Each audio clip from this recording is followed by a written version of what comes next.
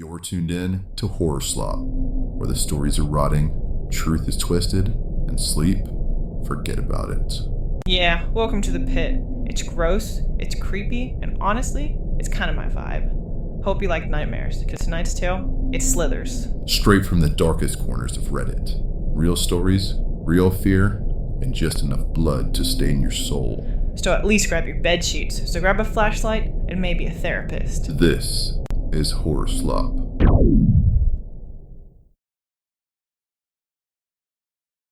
Alright, kicking things off with a personal favorite. It's messy, it's weird, and it sets the tone real fast. Story 1. Don't blink. My patient has been feeling invisible hairs inside her left eye for 8 years, by polonium poisoning. But all of this looked like children's play when I was assigned to Amanda Jameson. Every single nurse and psychiatrist that took care of her had abruptly quit the job. I knew one of the nurses, Jocelyn, and called to know what was going on, after she stopped showing up at work. After I insisted a lot, her sister simply told me Jocelyn had decided to move to another state and wouldn't talk to anyone she knew before. I sighed deeply and entered Amanda's room. She was fidgeting with a small plastic bear holding a red heart. The file said Amanda suffered from an unknown psychosis, but at first glance, she seemed in full possession of her mental faculties. I would do my best to not let it fool me, but she showed no signs of insanity whatsoever. It was an impression hard to shake off. I know you have been through this before, but bear with me. I need you to tell me how it all started, if you please. I was 20 and living with my college boyfriend, she said, still in a neutral, lucid tone. I always had allergies, so I was no stranger to feeling my eyes itchy, but it wasn't even spring, and it seemed abnormal to me. You know when you come out of the shower and find loose strands of hair everywhere in your body? It was something like that. I felt a really thin and long hair inside my left eye. I spent some good minutes in front of the mirror, trying to find it and grab it, but I couldn't. I couldn't, she repeated, sounding a little distressed. Now, my eyes not only were itchy, they were also very red and sore. When Henry saw how swollen my eye was, he called his brother, Drive E, and took me there. As expected by Henry, Drive E said nothing was wrong with me. He said there was nothing inside my eye, and that I just had a bad case of allergies. I don't blame Drive E. He examined me thoroughly and gave me a corticosteroid eye ointment. I know that usually it would be enough, but it wasn't the case for me. He's really nice, you know. He still visits me sometimes and says he's sorry he couldn't help me. Anyway, that night is hell. I can't sleep. I put the ointment, but I really have to scratch. And I really need to grab the hair. It bothers me so much. So much. It's hard to describe how desperate the feeling was. So I do it and take all the eye medicine off, so I have to put it again. But I also need to scratch again. I make it through the night somehow, but every second is torture. I can't stress this enough. It's pure hell, she flinches, remembering the sensation. Henry leaves for his classes. I'm desperate for the itch to stop. I do something dumb. Something I know it's dumb, but I don't mind, because the only important thing is getting rid of the invisible hair. I grab tweezers and try to pick the hair inside my eye with them. I do my best to suppress an ouch. You're not necessarily insane, Amanda. You just have an unknown problem and you're safer here. Thank you, doctor. Anyway, once again I was being irrational and I knew it, but being rational didn't matter at the time. I only cared about not feeling that terrible agony again. So I got rid of all the hairs in my body. Protecting my eyes, I waxed myself. I went bald. I removed my eyebrows and even my eyelashes. I looked like a freaky monster, but it wasn't important to me. I then cleaned the house like a crazy person.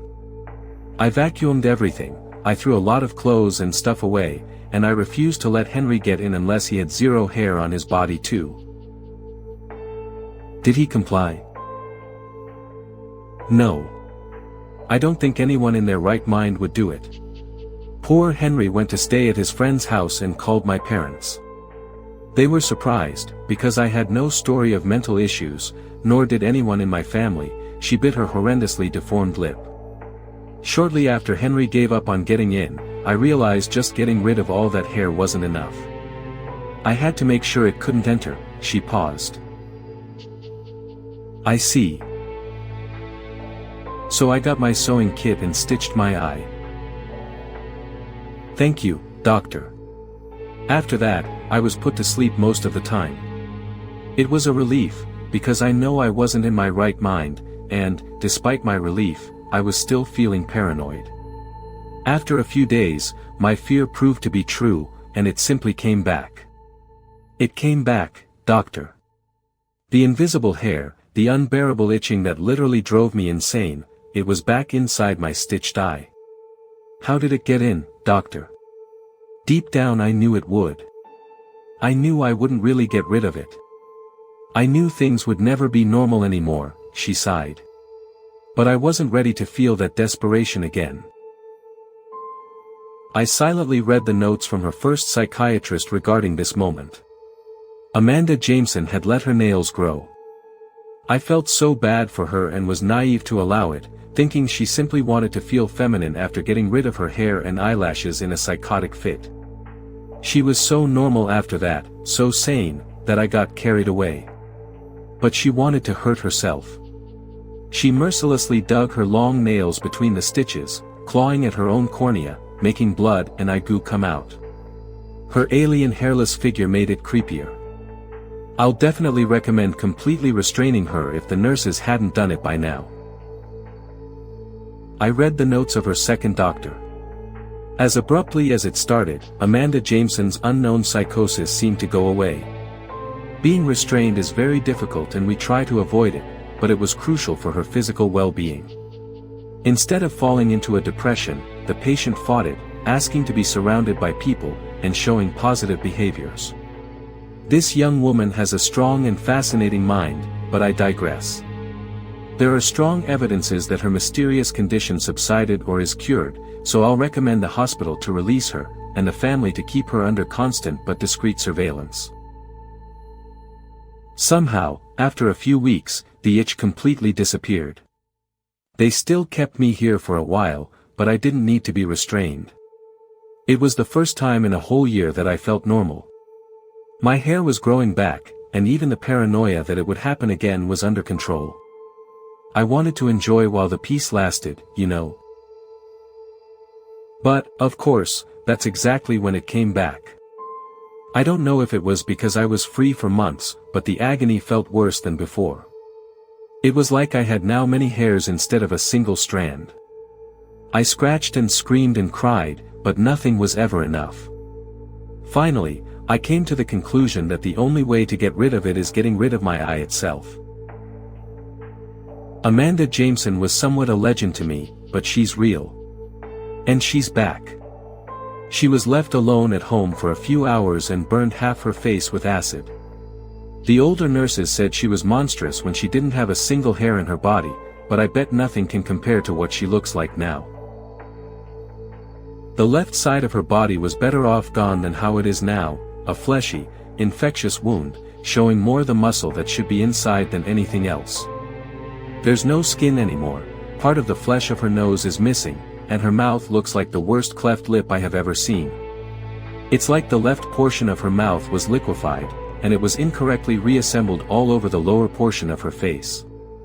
In time, Amanda will be left with nasty scars and a very deformed chin, but miraculously, she can still speak, breathe and eat.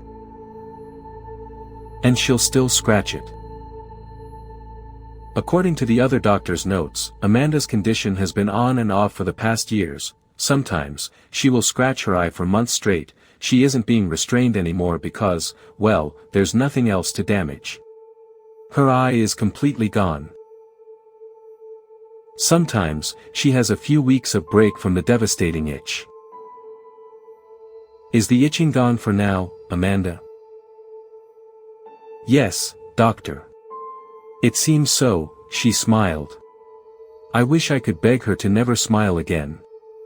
This sight made me immediately finish the session to throw up.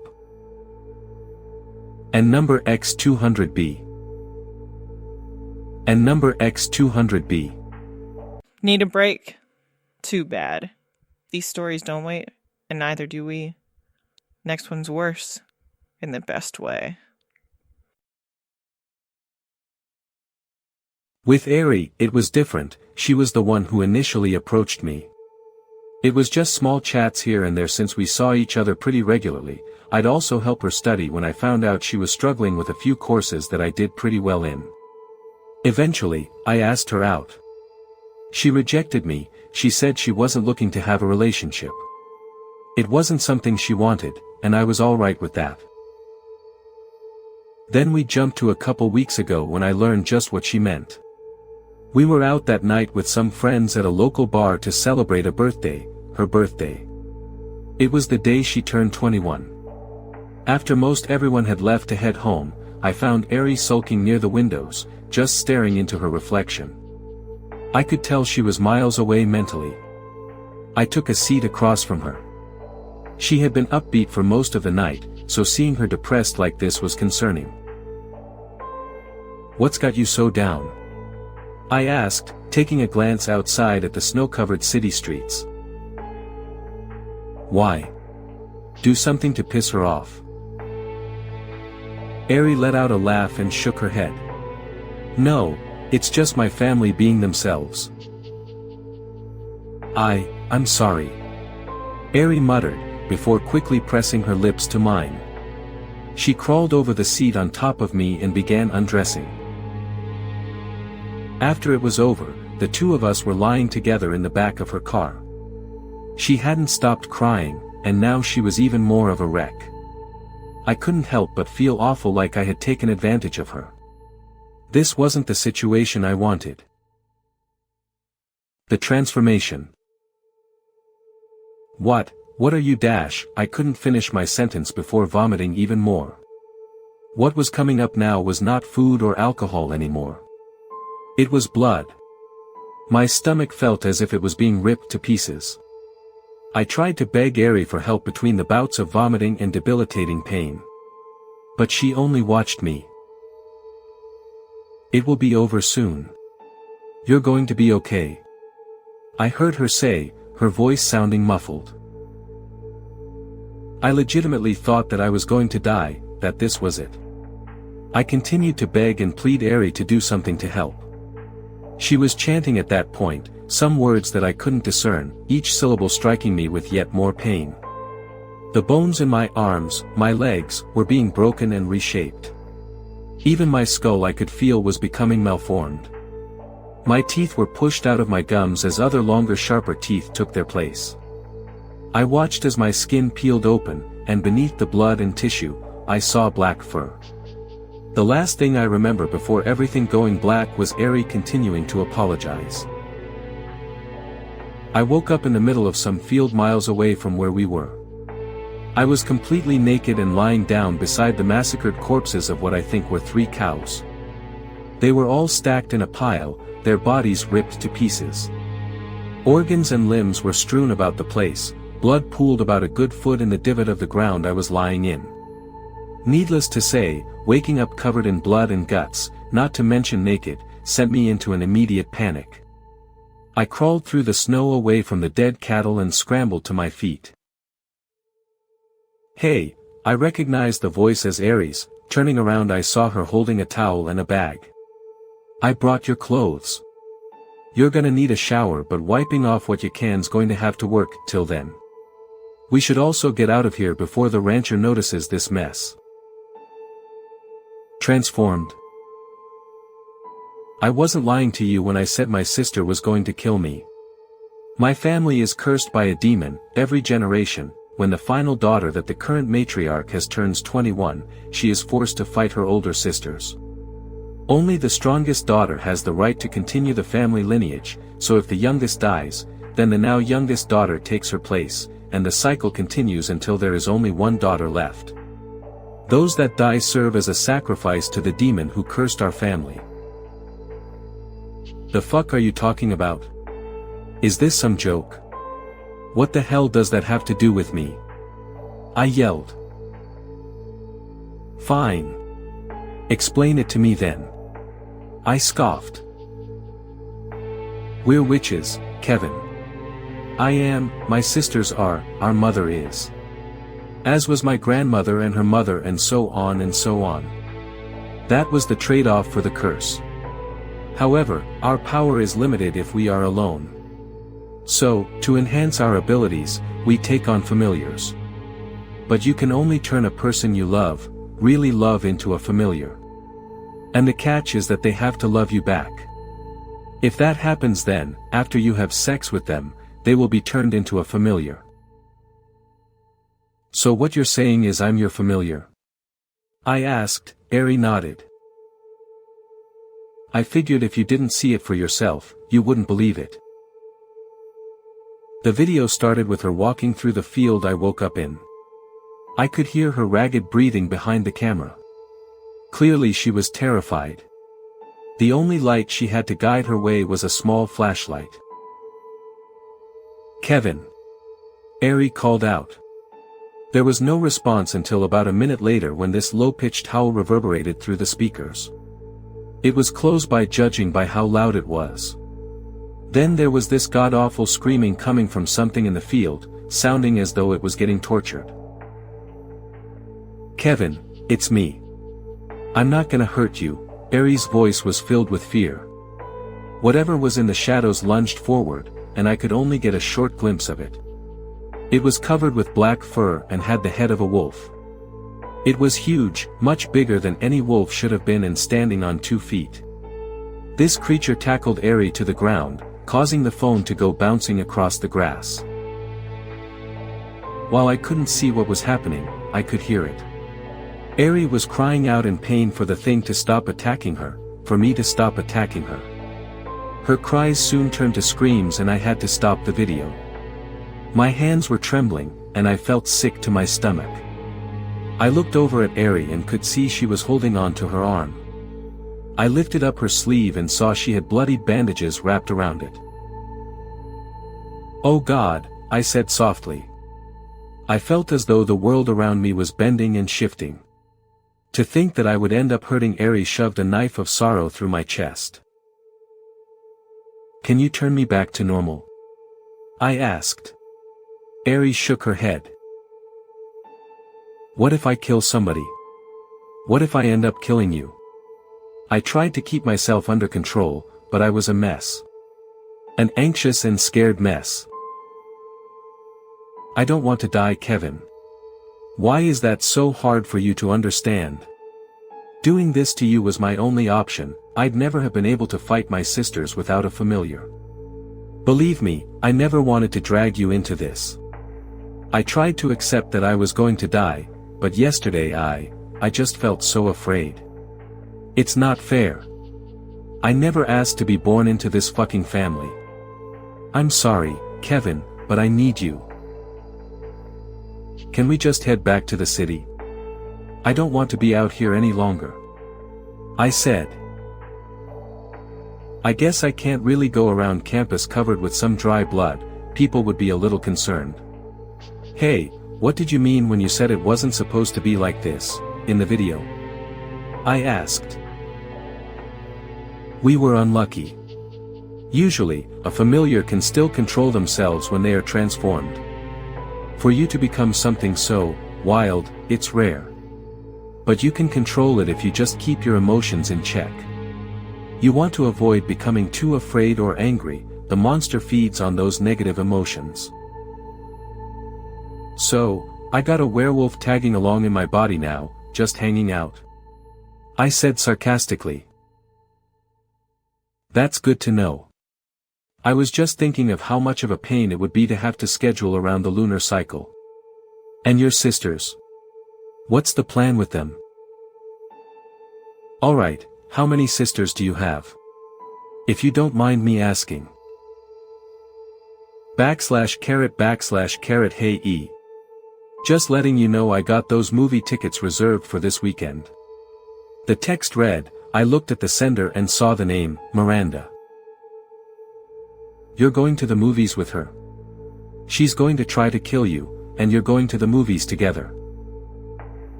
We got to her door, and when we went inside, I was hit with the immediate stench of marijuana.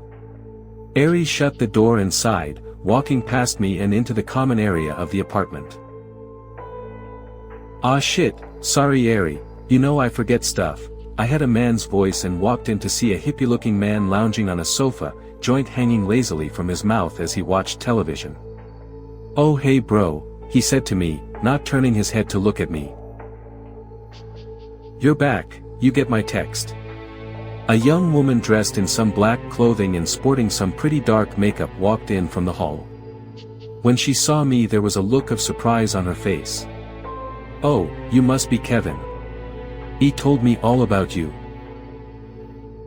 The woman examined me closer. I think she was taking in all of the dried blood that still covered a good part of my face and hands. An inquisitive expression formed on her face as she looked back at Ari. You, did, Ari nodded in response. Heh, well it's nice to meet you Kevin, I'm Miranda. Ari's sister. That lazy ass on the couch is my boyfriend, Victor. Ari led me to the bathroom so I could wash up. It was nice to finally get all of the blood off. Pretty tricky with how stuck on it had become, felt like I had to nearly scrub my skin off. Even after that shower, I still didn't feel fully clean, but I'd feel bad running up their water bill. So I've been told. Guess I won the lottery on transformations. Your boyfriend is here, what were they called again?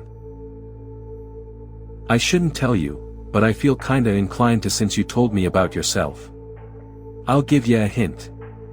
Miranda held her index fingers behind her head like horns and nodded her head back and forth to emanate a bull. Looking at this goofy display, I had a hard time believing this girl was a witch, let alone someone capable of killing anyone. Miranda nodded her head. We've looked for another solution in the past, but nothing's worked. I noticed that a look of concern flashed across Miranda's face as she looked out the windshield. I followed her eyes and saw she was looking at this short girl who was standing with this athletic-looking guy. They were digging around in the trunk of a car. Leah. What are you doing here? Miranda asked. The short girl, Leah, turned around and glared over at Miranda. The fact that Miranda knew her name was the first thing that threw up a red flag in mind. You already know why. Who's this? A boy toy of yours? Leah said, eyeing me up and down. I looked over at the athletic dude and could see him sizing me up. It was almost like he was staring at me like a predator stalking his prey. There was something just not right with the guy. Cue the second red flag. He's a friend, THTH this is a bit soon don't ya think? Miranda stuttered. Soon. I'd say it is as best a time as any. Leah replied. But, in the daytime? Here. What about all of the people? Miranda's voice was filled with anxiety. Pow! She exclaimed, pretending to shoot Miranda. It'd be so easy, wouldn't it? She then took a black suitcase out of the trunk then slammed it closed. What do you expect me to do? Fight them? I can't do that. I yelled. Leah's eyes were empty and soulless, she wasn't someone who would even think twice about hurting someone. I wasn't some hero. I couldn't just fight some psychopathic witch. We can't interfere directly, the best thing I can do is get you close to Ari. Please, Kevin, you're the only one who can help her. I don't want to lose her, Miranda begged me. I cursed myself for getting involved at all with this messed up family, but I couldn't bring myself to just abandon Ari. Even after all of the shit that had happened, I still loved her. Close your eyes and clear your mind. Miranda said. I followed her instructions as she gripped my hand tighter and placed her other hand against my cheek. Okay, I got it. Good luck, Kevin. Please, keep her safe. We gotta go. Now.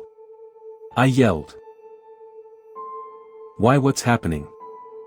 Whew, telling gave me chills. But hey, we're just getting started.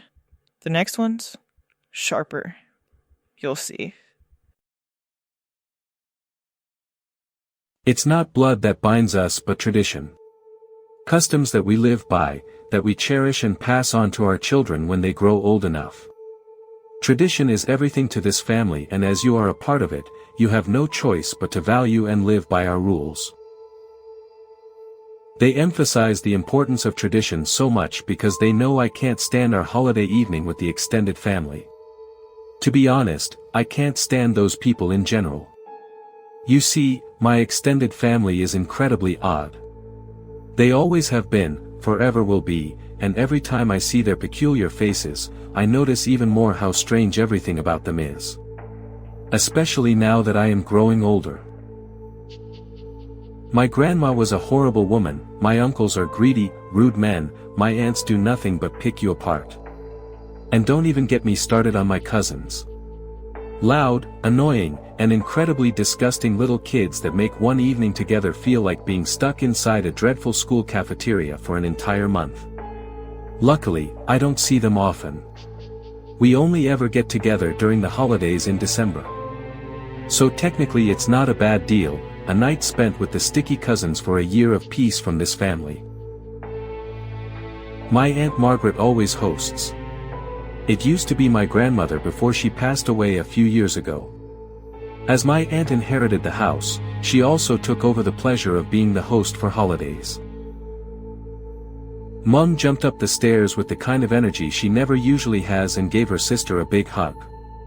Dad followed with the bottle of wine they bought in one hand and a bouquet of flowers in the other. Margaret waited for me as I made the last step up the stairs to the porch, then she gave me a hug so tight that I felt this morning's breakfast moving up to my throat. Her lavender perfume wasn't exactly helping the sudden nausea I got. "Oh Mel, how big you've grown," she said through those lipstick-stained teeth. "How old are you now?" 16. I nod. / I could already feel the headache settle in as well as the fear that Margaret might want my help when a hand grabbed me and pulled me back. Our family color. We sat down on the stairs that lead down to the grass and Mateo pulled out something from his pocket. I anxiously looked back at the house. "So, how have you been the past year?" he asked after we sat there for a while. I shrug. "Pretty much the same as always, how about you?" Like I said, our families only ever get together during the holidays. We're never in touch except for that. Yeah. But we didn't really talk then. Remember I had to stay at the kiddies' table? Now his eyes opened wide. "You didn't eat with us." "Okay, how much of this did you smoke?" I laughed again. "It's so weird, Mel, I hardly remember last year, and when we got ready to drive down today I felt so strange about Dash." "There you guys are," a shrill voice behind us interrupted him. / And so I finally was invited to sit with the adults of the family for dinner. I'd never been inside the dining room before, it was much more spacious than I imagined. The wooden table in the middle of the room could seat at least 10 more people. I didn't understand why I was never allowed to sit with them before. The room was next to the one for the children, though we didn't hear a sound from next door. Around this time they were probably already being served the food by the kitchen staff. No fancy food. At the kids' table, we always got chicken nuggets, fries, stuff like that. I was curious to see what the adults were eating. I sat down next to my mother, who smiled with her mouth but not with her eyes. On the opposite side of the table was Mateo, who looked confused, which at that moment I blamed on the weed. I looked at the table in front of me and was surprised to see that there was no food. No cutlery either. Not yet. When I looked up again, I noticed that all the adults were watching me. I swallowed, suddenly wishing I was in the other room with the kids. The atmosphere in the room was so tense and I didn't understand why. Welcome, family. It's not blood that binds us but tradition. Customs that we live by, that we cherish and pass on to our children when they grow old enough. Tradition is everything to this family, and as you are a part of it, you have no choice but to value and live by our rules. I swallowed. And you do it so wonderfully. Trudy shouted out in glee, although something about her speech pattern sounded forced. Everyone laughed in response. I lifted the upper part only to realize that it was empty. I looked over at Mom's and it was empty too. So were the ones of Dad, Mateo, and pretty much everyone else, it appeared. She smiled at Theo, who turned his hands around so that his palms were facing upward. With the knife, she cut inside his left hand first, then the right hand. Theo moved his hands up above the plate in front of him so that the blood from the fresh wound would be collected inside of it. For this year you will be mine. If you prove worthy, we will all meet again during our holiday in the next year, she finally said. There was roast, goose, and duck. Mashed potatoes, gravy, and green beans. Pudding, cakes, and biscuits. Food that you might find if you looked up festive dinner online. The family started laughing and putting food on their plates. But nobody ate. I'm not even sure if any of the food was edible. This continued until late at night, when we finally started saying our goodbyes. We hugged, kissed, shook hands, and then every family got inside their respective cars. Mel, you need to listen very carefully. As soon as we are far enough away, we will forget everything that happened tonight, my mother spoke calmly as my father started pulling out of the driveway. This is not our family. We are not related to those people. We come here each year. We don't know why. We once got tricked into it, and every year since we get in the car on that particular day and we arrive at this house, my mother said. I wanted to say something but decided to stay quiet instead. We forget about everything as soon as we leave, and the next year we drive here again. Whatever we do, they manage to pull us back here. We believe the same is happening to those other people who you think are your aunts and uncles, but we don't know for sure, she continued. Dad, why are you going so slow? I whispered. The sight of her was scaring me even more now. My entire body felt like it was simultaneously frozen and on fire. What's going to happen to Theo? I finally dared to ask. All those years I remembered our odd family dinners. Except, I was never a part of the real tradition. I was with the kids, which were annoying but not horrifying. I am so full, what an incredible dinner, my father suddenly said. So far I've had no luck. No phone number, and I haven't found any of his social media either. It's gotten so far that I almost started believing my parents. Believing that I was imagining things, that I was losing my mind. So again, after a lot of research, I found something about this man who I don't believe is related to us either. And I believe that a part of him knew what he might have been facing that day. TCC. That last one tasted like fear and poor decisions. Let's see what the next bite stirs. Hope you're hungry. Amber Alert, by colorblindness. I hate to admit it, but whenever I've gotten these emergency notifications in the past, I've ignored them. Something was different about this one though. Amber Alert. Child abduction, bolo for 6-year-old blonde male in back of a 2012 silver Chevy Impala. Check local media. Then I looked up in the rear-view mirror to smile at Wes, my 6-year-old. Wes was singing the song to a Disney album and playing with his toy dinosaurs. My license plate number. I had just picked Wes up early from kindergarten so we could grab some Baskin-Robbins. I signed him out and we talked about Transformers on the way out of the building.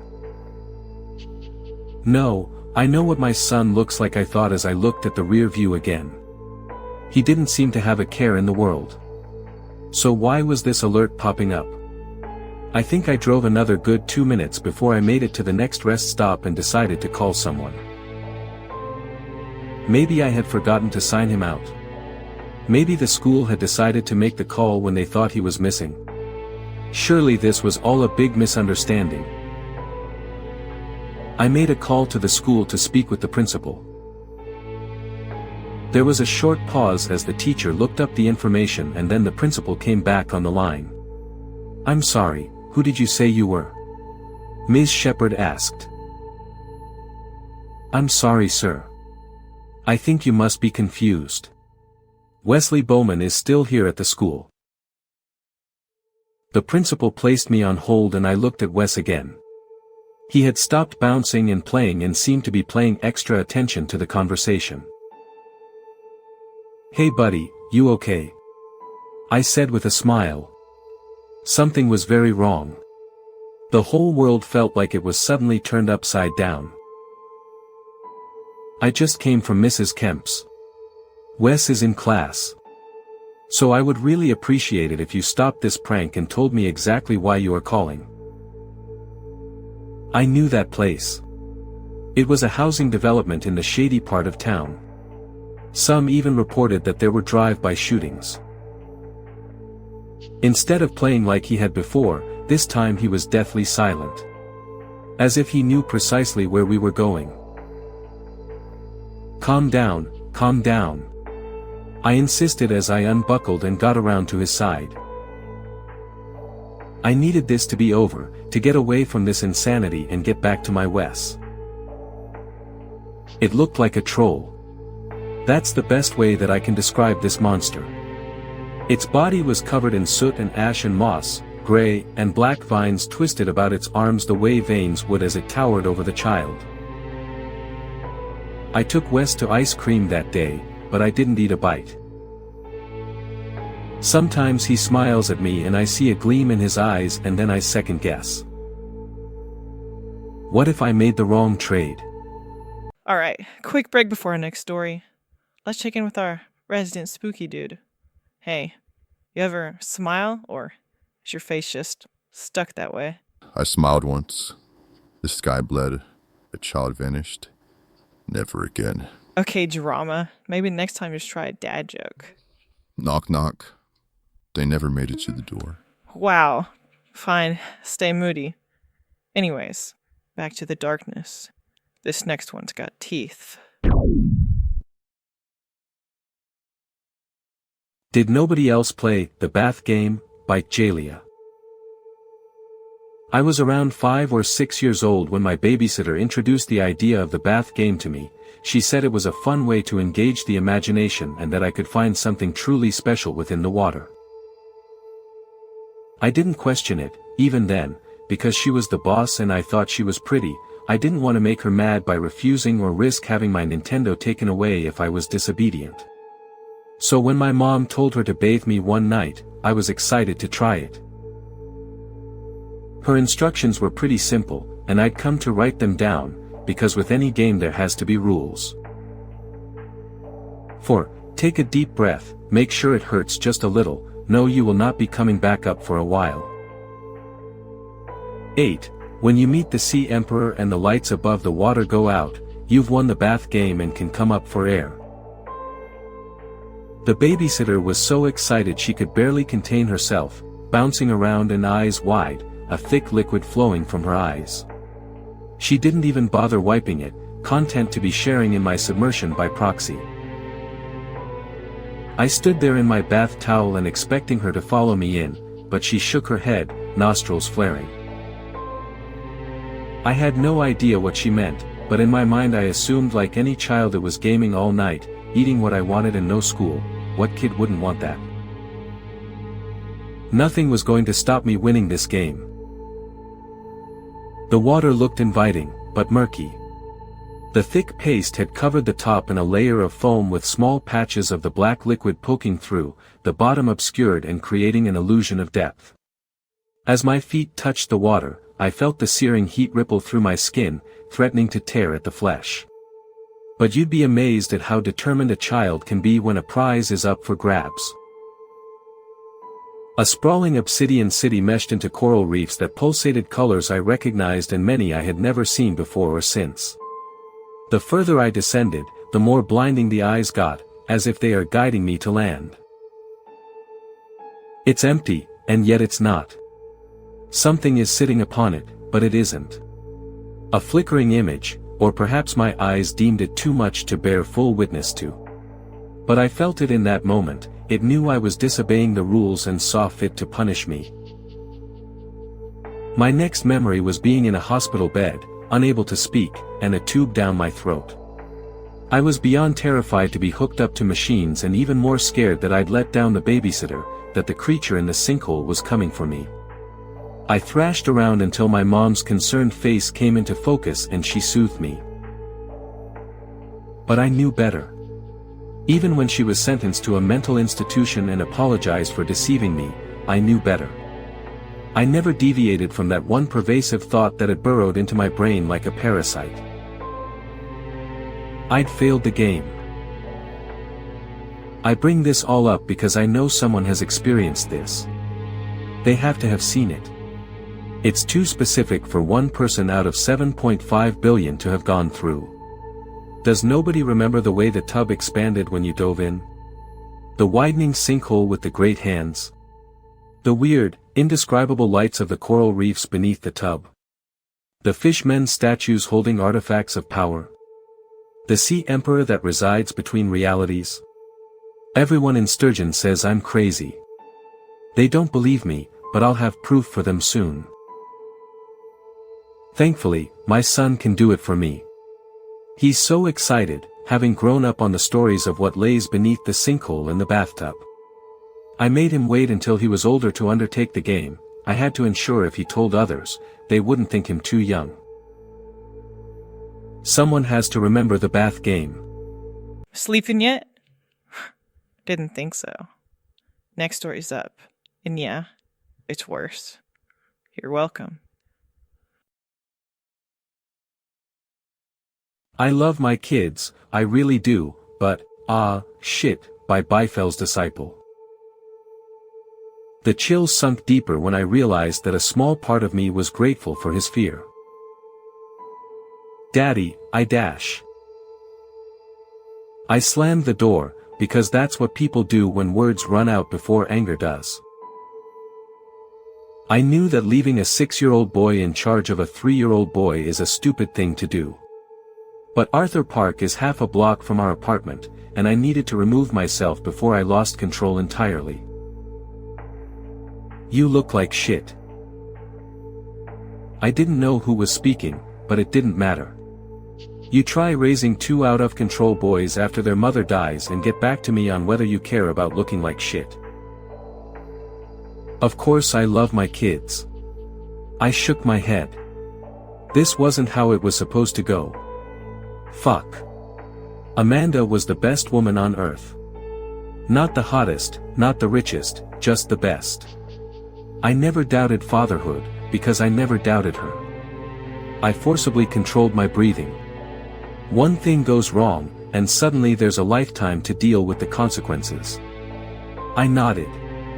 I love them, which is why it scares the shit out of me when I have thoughts of Dash. I shook my head again. I've always thought of myself as a good man. I never understood the pieces of shit who, I pulled my hair. For 5 hours this morning, 5 hours, Danny would not stop. He hit his brother, he hit me, he screamed at us both, and he broke a $1,913 camera that was one of the only joys I had left in my life, as pathetic as that sounds. My breath hitched. That's why I can't even own anything made of glass. I finally snapped. I screamed at him. Swore, too, and that, not kindness, not negotiation, not understanding, only scaring my son finally got through to him. When it happened, I thought, this makes sense. I chuckled. And now here I am, the biggest piece of shit on earth, unloading my life story to a stranger in the park since I'm less of a danger to my children when I'm away from them. I looked back up at the sky. Enough about me. What part of your world did you stop believing in today? How could I have left my kids alone? Would they be taken away from me if one had gotten hurt? I was sprinting by the time I reached my apartment door, and wasted no time in flinging it open to find. Danny and Kevin were sitting quietly on the living room floor, picking up the pieces of my broken camera. I shut the door behind me as a witch's brew of emotion flooded through my head. Relief battled with the nagging thought that my children only calmed down when I was gone. Danny's voice was cut off by Kevin screaming loud enough to peel the paint from my walls. I covered my ears and looked down to see him lying on the floor, kicking his legs into the air. A broken shard of camera plastic lay near his bare foot. I had left a stabbing hazard in my home for my children to walk across. Sudden silence. It's hard to think straight when your world will end if you can't think straight. I lifted my son's paralyzed body. And then he screamed. He gasped desperately for deprived air, and the noise that attacked my eardrums might have been the most wonderful I've ever heard. I hugged him tight and slipped the remote into my pocket for safekeeping. That's how I found the $1,000. How did he know that I'd pressed the button? Moreover, how the actual fuck did a remote control cut off a person's air supply for 20 seconds? And why would anyone pay me to choke my son? I held it together through the tantrum that Danny threw after hearing that it was bedtime. I'm sorry, babe, I whispered. I want to be the best dad possible. But most days I have to settle for least awful. Breakfast was blissfully quiet. Danny helped Kevin to pour a second bowl of Cheerios. They said, "Thank you," and "You're welcome." Our entire morning collapsed in 4 seconds. I chased after him to see Danny pick up his destroyed Switch and sob. That was the first time I saw Kevin punch anyone. He slugged Danny in the shoulder, clearly still angry about being hit. He'd learned from his brother. Then Danny tackled Kevin. I felt like the worst father on earth. There simply wasn't any possible way to express my anger sufficiently, but I somehow had to swallow it all and police their fight. On top of everything, I had to teach them a lesson powerful enough to stop this from happening again. My fingers slipped into the pocket of my bathrobe. I waited. It felt like things were taking too long. I panicked. They forgot about the fight. Life is a series of hard choices in which the beneficiaries never understand what sacrifices were made for their greater good. I didn't use it excessively. But whenever I got too lax with the remote control, they would start hitting each other once more. I was sleeping soundly again. I barely noticed when Kevin walked into my room that night. Back to bed, I mumbled. No, Kev. Bed. Now. I forced myself up and carried him to his room, tucking him in while half asleep.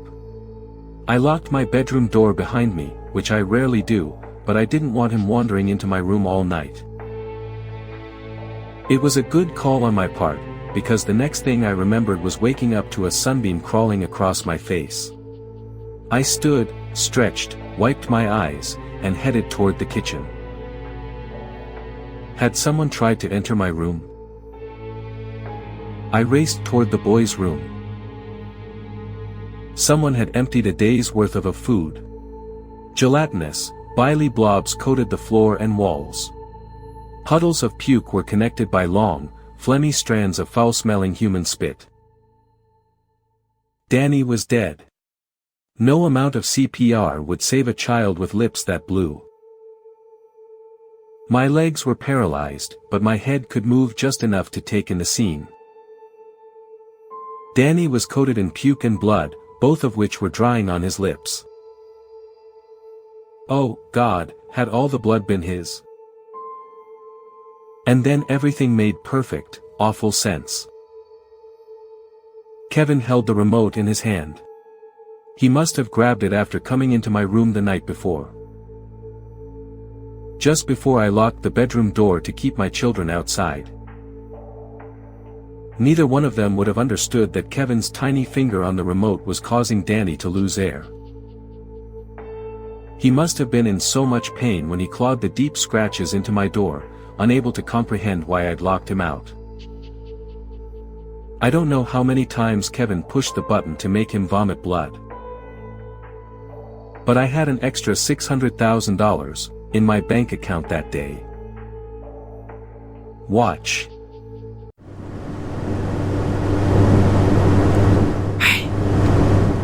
You feel that? That weird pressure in the room? Yeah. That's the algorithm. It knows you're watching, and it gets real cranky when you don't feed it. A simple ritual helps. Click the little thumbs up, tap subscribe, say its name 3 times into your phone mic. Kidding, probably. Engagement appeases the darkness. You know what to do. Good, human. Now, back to the horror. Everyone thinks I'm sick, mentally, I mean. I'm not talking about, like, severe schizophrenia or psychosis or anything like that, but literally, everyone in my life thinks I have a serious eating disorder.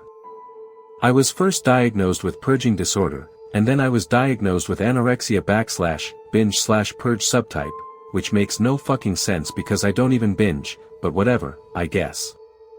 I rarely eat, but when I do, I almost always make myself puke. I swear on my life it isn't about losing weight or anything. I don't hate my body like everyone thinks I do. I have my reasons for doing what I do. Anyway, 2 weeks ago I was discharged from inpatient treatment. I was admitted with excessively low potassium levels and seriously imbalanced electrolytes. When I went to the hospital I was at a BMI of 14.7, which is severely underweight. After 4 months of group therapy, meal plans, nutritional supplement drinks, nasogastric tubes, IVs, and lots antidepressants, I was finally released at a healthy BMI of 20.3. Everyone thought I was so much better when I got out of the hospital, which would make sense if I were actually sick to begin with, but just days after being discharged from the hospital, I relapsed, as my psychiatrist puts it. Sick / I winced at the word, but I kept my mouth shut. Come on, Danny. Won't you at least talk to me this time? She pleaded. Daniel, she said, taking on a more authoritative tone, I am not leaving this room until you eat this food I made for you. Diana really wasn't lying. We sat there for 40 / 5 minutes and she still hadn't left. She sighed, see, Daniel. You're so hungry. Please just eat. I'm so sorry, I said as I ran past my sister and into the bathroom. After shutting and locking the bathroom door behind me, I kneeled in front of the porcelain bowl like it was a deity, and I emptied the contents of my stomach into it. This was my ritual. Daniel. Diana yelled, you better not be doing what I think you're doing. Stop it now and come out of there. When I was younger, my auntie told me about how she used to be a smoker. Her ex-husband hated it when she smoked and would beat her when he found out she had smoked that day. My aunt, trying to be clever, would smoke when he wasn't at home. Whenever he came home, though, he always knew that she had smoked, and he'd beat her for it. Well, how did he know, you may ask? Cigarette smoke smells like a motherfucker, and the scent lingered on my aunt. Even though my aunt was desensitized to the smell, her ex-husband could always smell it on her. I'm not sick, I'm just trying to survive. You're still tuned to Horror Slop. Frequency unknown. Stories endless. Let's spin the next nightmare. There's a ghost in my room, and I think I'm haunting him, by Beifel's Disciple. There's a ghost that haunts my room, and he's the best part of my home. I don't think my daddy wanted a daughter. Or at least, he didn't want one after his wife couldn't be my mommy. All he ever said about her is that we can't stop death, and then got really quiet. He never took me places. Friends weren't allowed inside our home. To be honest, he never seemed really happy being my daddy. I was very scared the first time that the ghost came for me. I felt like I was falling asleep, but then I was falling. I fell faster and faster, and I wanted to wake up, but something was pulling me far away. I couldn't breathe, and everything was really dark. I wanted to ask more, but he was gone.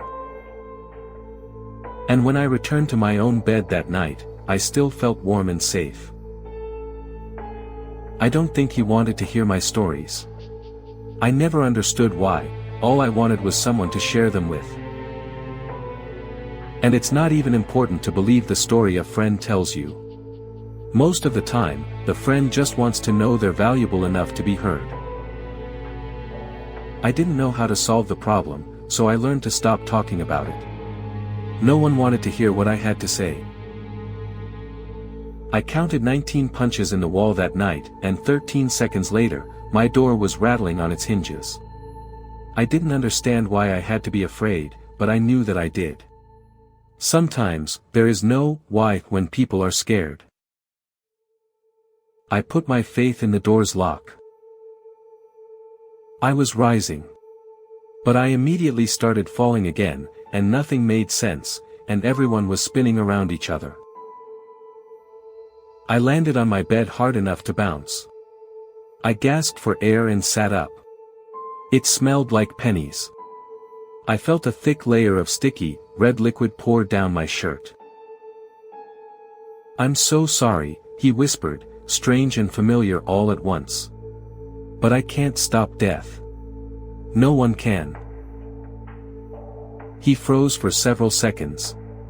You did. I felt the liquid on my chest, then looked down at my fingertips. An angry shade of red was barely visible in the moonlight streaming through the window. I panicked. There's no reason dash. It doesn't matter if there's a reason, my daddy continued slowly.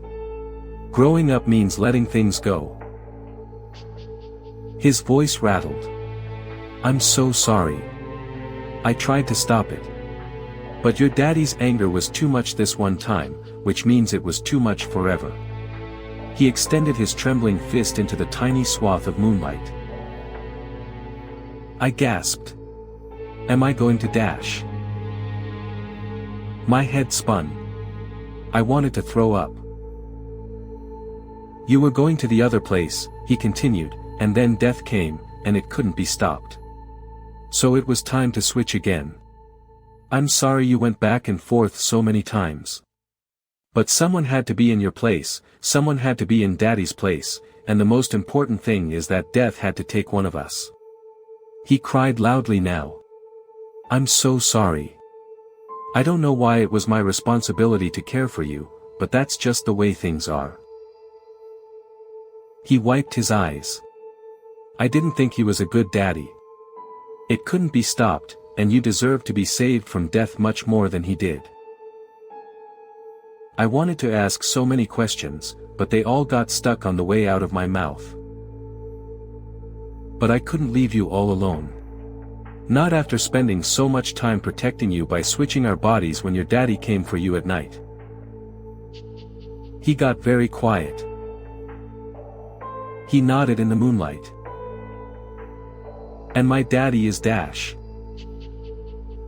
He nodded again. He made a decision to bring death into the room, so I made the decision that he would be the one to face it. He sniffed. Yes. We were silent for some time. I'm sorry, he finally said. I don't know how to be your dad. There aren't any instructions. I have to start failing at it, or I won't learn anything at all. He finally wept, openly but gently. I'm sorry that you're stuck with me.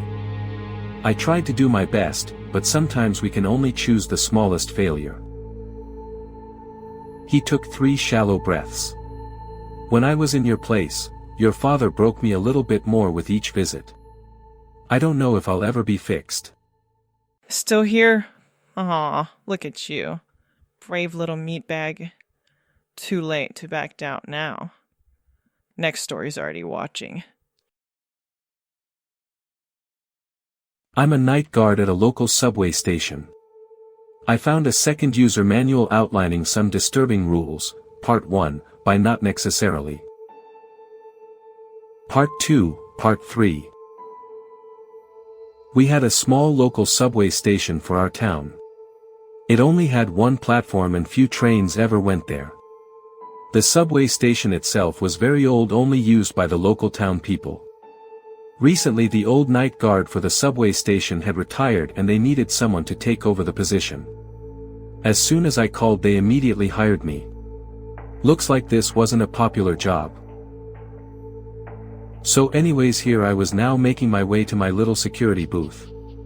The day guard shook hands with me and as he left wished me good luck. Who the hell wishes you good luck as they leave you to your shift? I ignored it and got myself settled. I read through the boring instruction manual that outlined basic evacuation procedures and what to do in unlikely scenarios like a bomb threat. My shift was from 10 p.m. to 5 a.m. I was about to just go on my phone and scroll through Reddit, when my eye caught on a single piece of paper. It was titled "Must Read Important Rules." The title was overwhelming and written in big red blocky letters. I picked up the sheet and read it. This is what it said. If you see a man in a black tuxedo and bright red leather bag walk in asking for a ticket, say, "I don't work here," and immediately turn around. He will not be there when you turn back around. Around 12 a.m. you may see a woman with an umbrella come into the subway station. She will be walking facing away from you. Do not under any circumstances try to look at the woman's face. If you see yourself staring at you from any of the cameras, immediately cover up that camera. You may hear yourself speaking telling you to come out. Stay put in your booth and do not come out. If the door to your booth starts shaking and starts to open, push the door closed as hard as you can. Do not let the door open. An extension to Rule 4, if you see yourself staring at you from the booth window, immediately look away and hold that door shut as hard as you can. At 3:03 a.m. a weird-looking train will come. You will hear it from its distinct horn that doesn't sound like any other train. Carefully look out and see if anyone steps out of the train. If you see even a single person depart that train, immediately grab the handgun in your drawer and shoot them, no matter who the person is. If the train departs and you still haven't shot the person, it is too late. The subway management team. I barely managed to choke out, "No, I don't work here." The man suddenly seemed confused. His face slowly got even more distorted. His left eye got larger and larger, his nose bent at awkward angles and his mouth twisted impossibly long. I grimaced at the sight and nearly threw up my dinner on the floor. The man turned away and literally crawled out of the station before his body got so messed up he'd be unable to move. Something's still listening, and it wants more. Next story. Just don't say its name. Fat Camp, Part 5, Conclusion, by Pippinacious. She's going to be just fine. Nurse Bianca assured us on their way out, a few days in the infirmary and she'll be right back here with all of you. After witnessing the depths the counselors were willing to go, something in Gloria had snapped. She was moody, withdrawn, angry, and obsessed with the idea it was only a matter of time before we all shared Grace's fate. Or worse. I didn't disagree. So, they'll change the rules. Don't be stupid, they don't want us to succeed. They want us to break. Inez started to sob quietly in the dark. She didn't do much else lately. I understood her fear, I shared it, and I wanted to cry too, but it didn't help, so I just stayed quiet, sagging against my handcuffs. How long have we been here? Gloria asked. 2 weeks. A little over.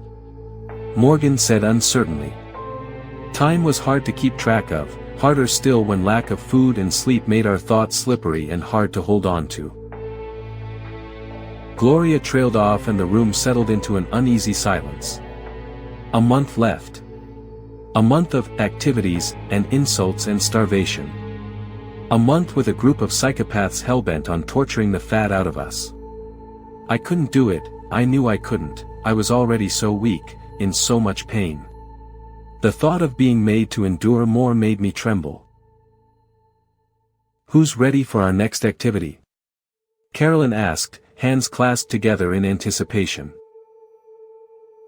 I pressed my cracked lips into a thin line to keep my chin from quivering.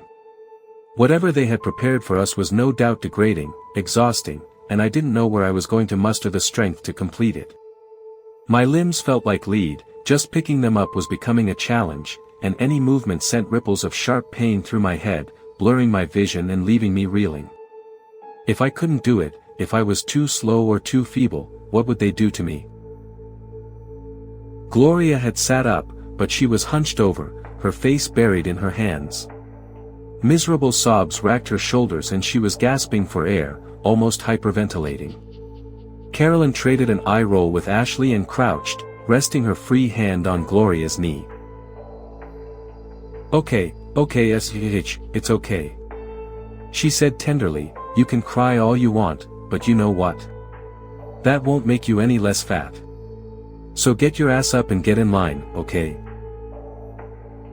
The bestial roar that followed had us falling back, away from the pair.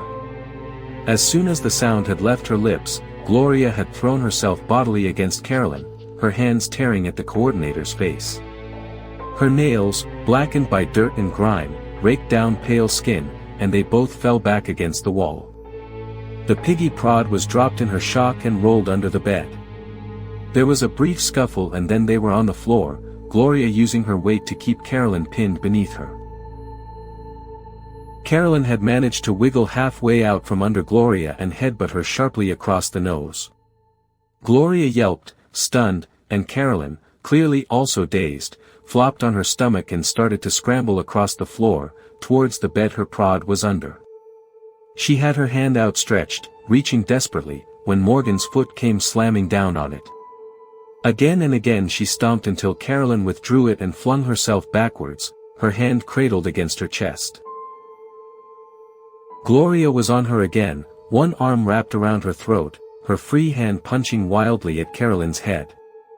Carolyn tried to ward off the blows, but Gloria shook her viciously, compressing her neck.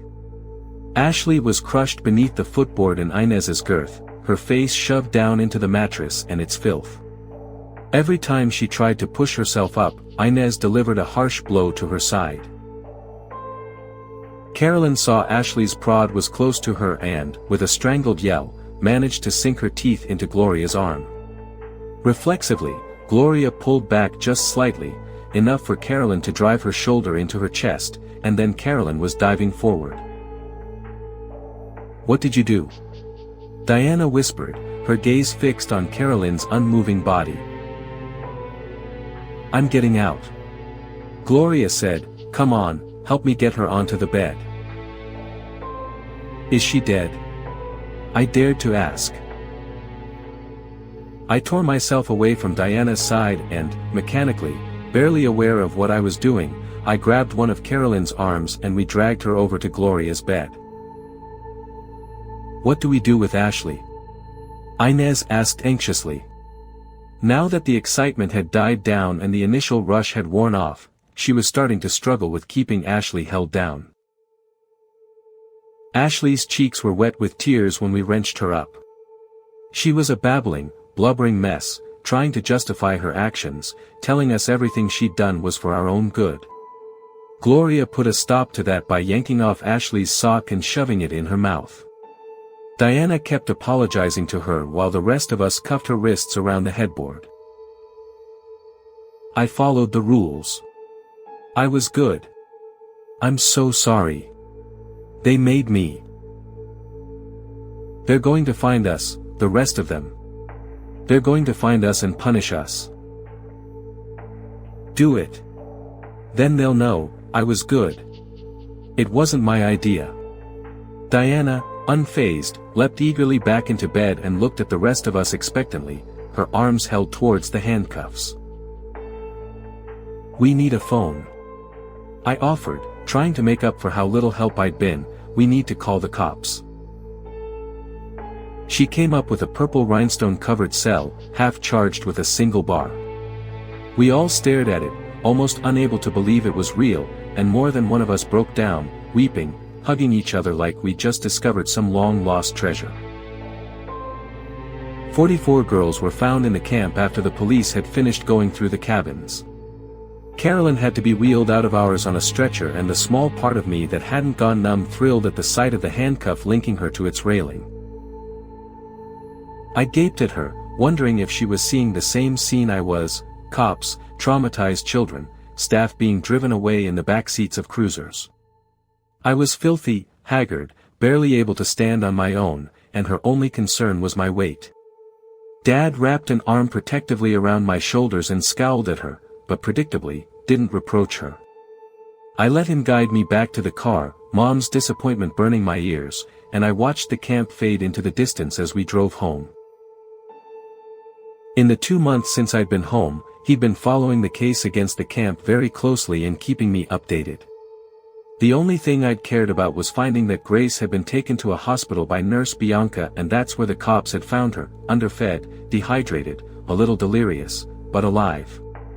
Beyond that, I didn't want the story, I didn't want to know, I just wanted to put it behind me. I tried telling him that, but he insisted on sharing.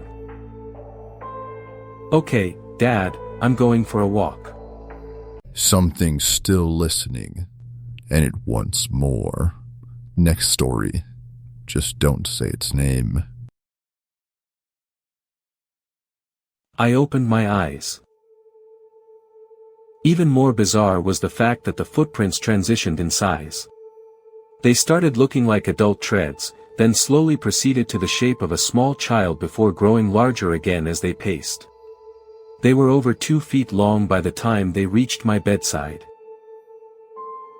"Okay, pal, this is how it's gonna be?" I asked groggily as I tumbled out of bed. "Do you really think I'm above pissing in your precious fireplace?" Because surprise, I'm not. I should have considered the smell before I started, but I'm not usually running on all 5 cylinders before that first scoop of mayonnaise. Now the fireplace is muddy ash. Remember that next time you put your bare feet in it. I zipped up and headed out of the room. This is my house now, and we're living by my rules. Because you might not have taken the house, he responded casually. Well, yes, there's a distinct possibility you might be very right. He was silent. He was silent. I sighed. Okay, what does my dead great-aunt Mary want me to do with this godforsaken place? I asked as I looked over the paper. Goddamn morning wood. I mean, sure, I could have chosen not to let this house guest in. But since I'd opened up a urine front in the war against my mansion, I didn't want to break any more rules than I had to at the moment. That's me, I answered, checking to make sure that I was wearing a pair of respectable jeans. So, who are you, now? My eyes grew wide. Where'd you find that? It's the only beer I've ever seen that sells for less than $4 a 12-pack. You can drink wherever you want if you're willing to share. I'm not proud of what I did. But I had a giant mansion with no food inside. What options did I have? I took the money. What the fuck, Advocatus? Why did he set me up with this Dauknozzle? A select clientele will find their way to you. Your job is to extract a fair payment. Oh, I get it, house. This is revenge for the fireplace, isn't it? I asked, completely pissed. Wah. Eagle responded as he drunkenly stumbled, soiling a long stretch of wall and floor. I said, pack your pecker back in port. I'm taking you up to your damn room. Eagle didn't seem to notice. I didn't want to open the door. But, like every other survival instinct I'd had in the past 2 days, I ignored it. Here's your room. I have to go. Do you need anything? I went quietly into the hall and closed the door behind me. The hallway filled my ears with the same pressure as I approached. My eyes were tearing up by the time I reached the doorknob. My arm brushed up against a man, and I nearly voided my bowels. Assuming it was Eagle, I grabbed him and pulled forward. He followed stiltily, like he was unsure of how to use his knees. Once we were back in the hallway, I shut the latch and finally raised my head to see if the correct strange man was by my side.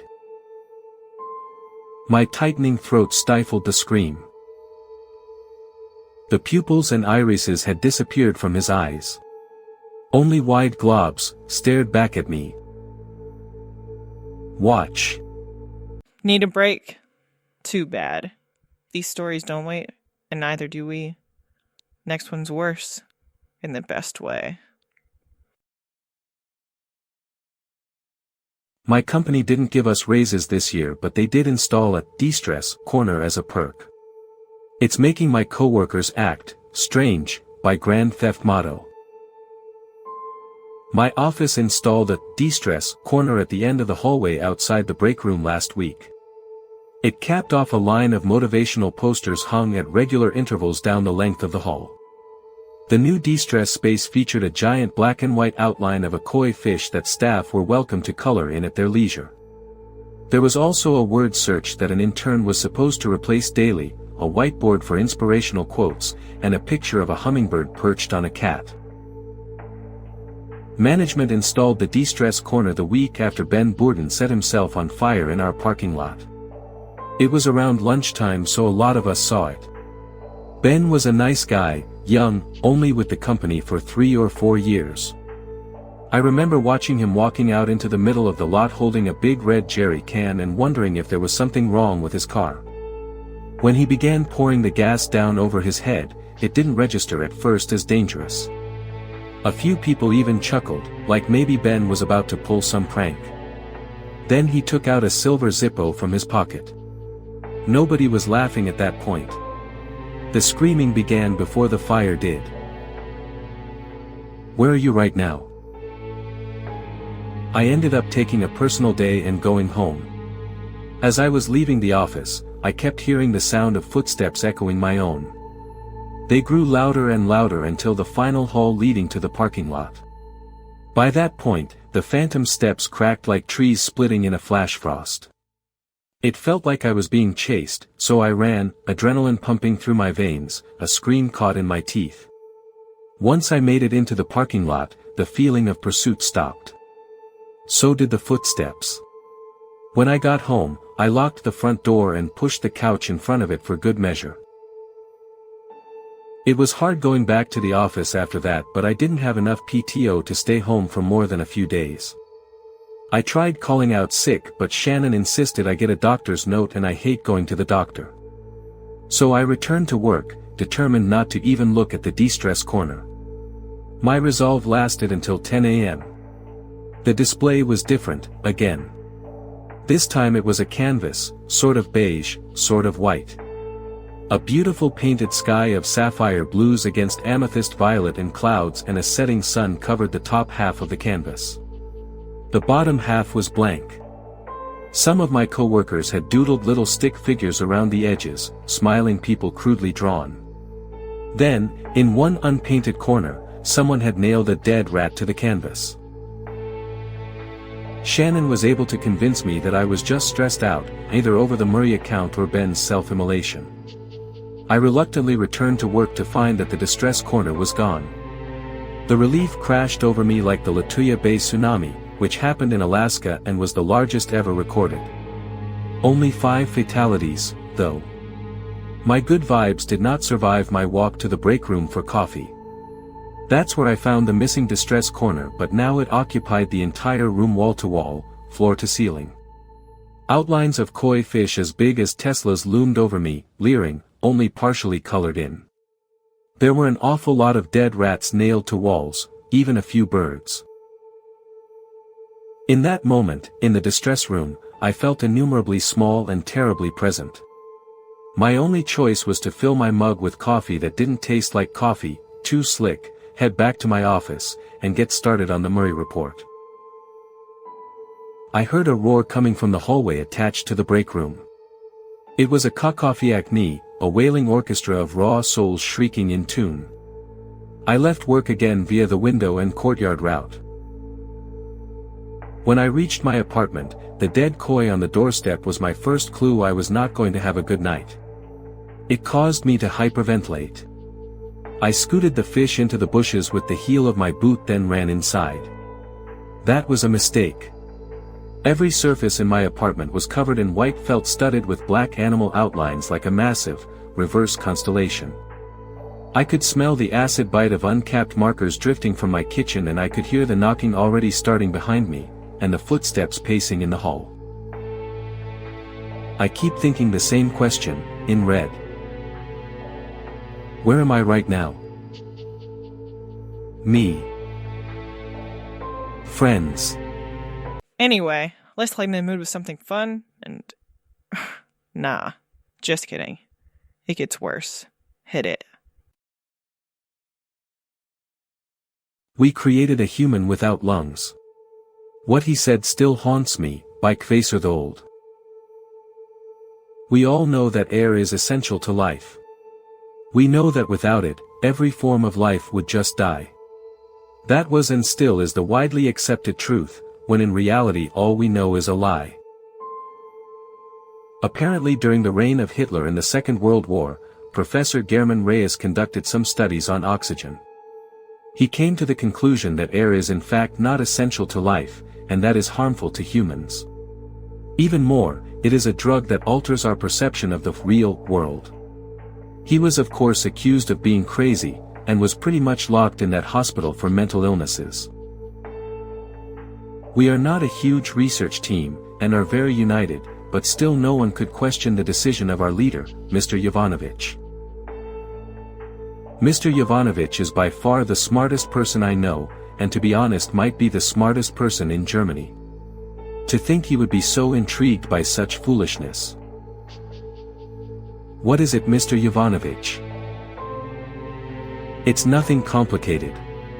We just need to remove the lungs, mouth, and nose of our text subject. Hearing this filled me with dread. A brief thought of giving up crossed my mind, but I quickly disregarded it. I had too much respect for Mr. Yovanovitch, and again, I was curious myself. I wanted to see if we were foolish to trust the files of that Germ guy from over 50 years ago. Oh, and also, as you know, the nerve in the brain that is responsible for instinctual breathing must also be removed, continued Mr. Yovanovitch.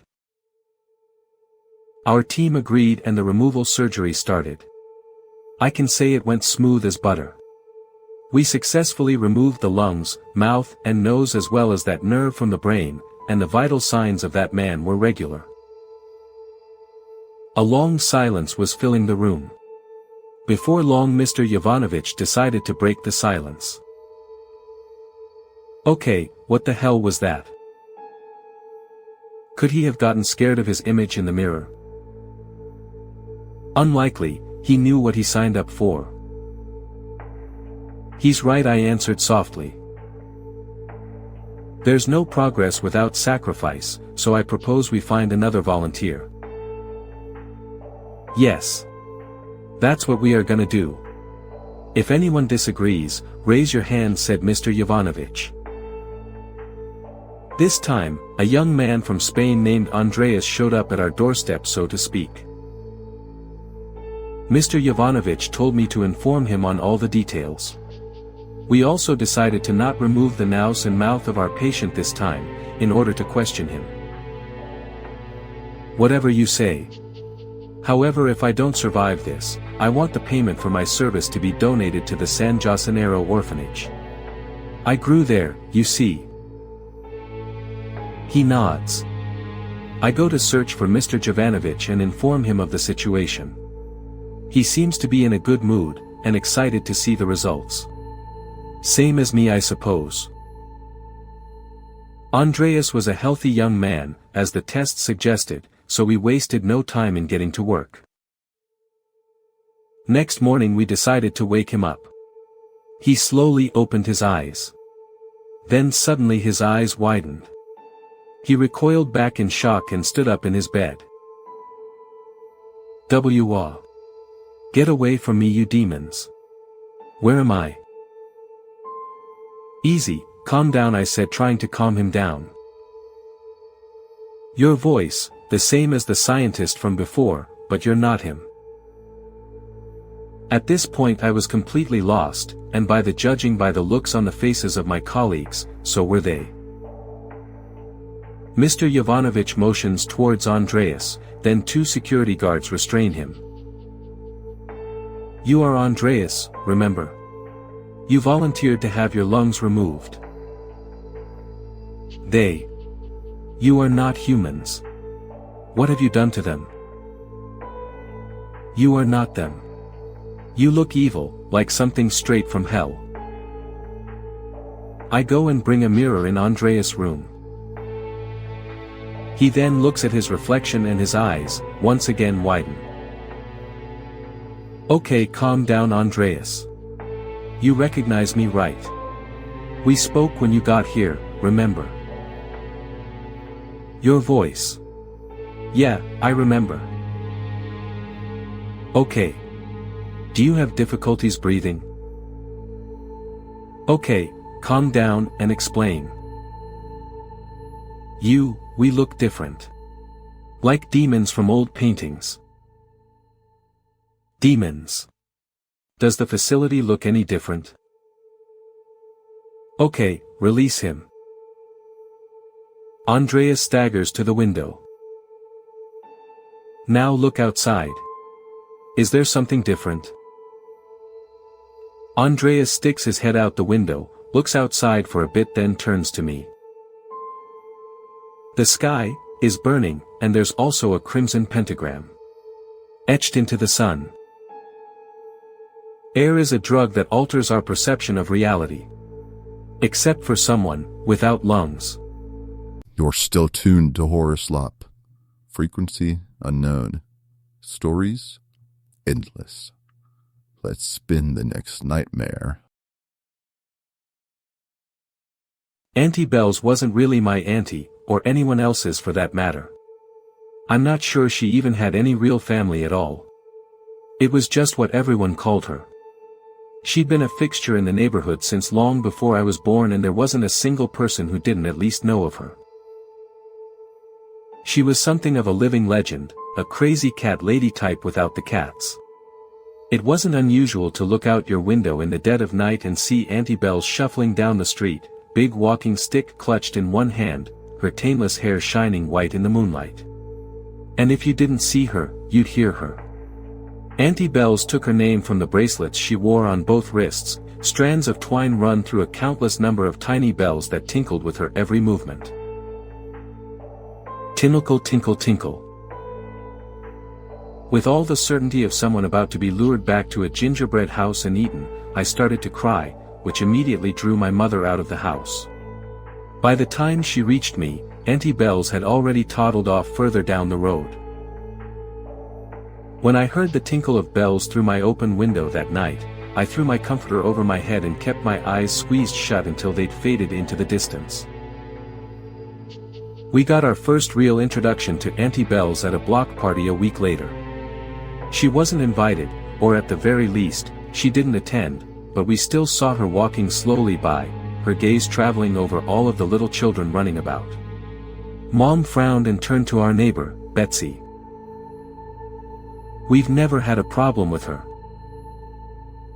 Despite my mom's initial distrust of Auntie Bells, she really never did cause any problems.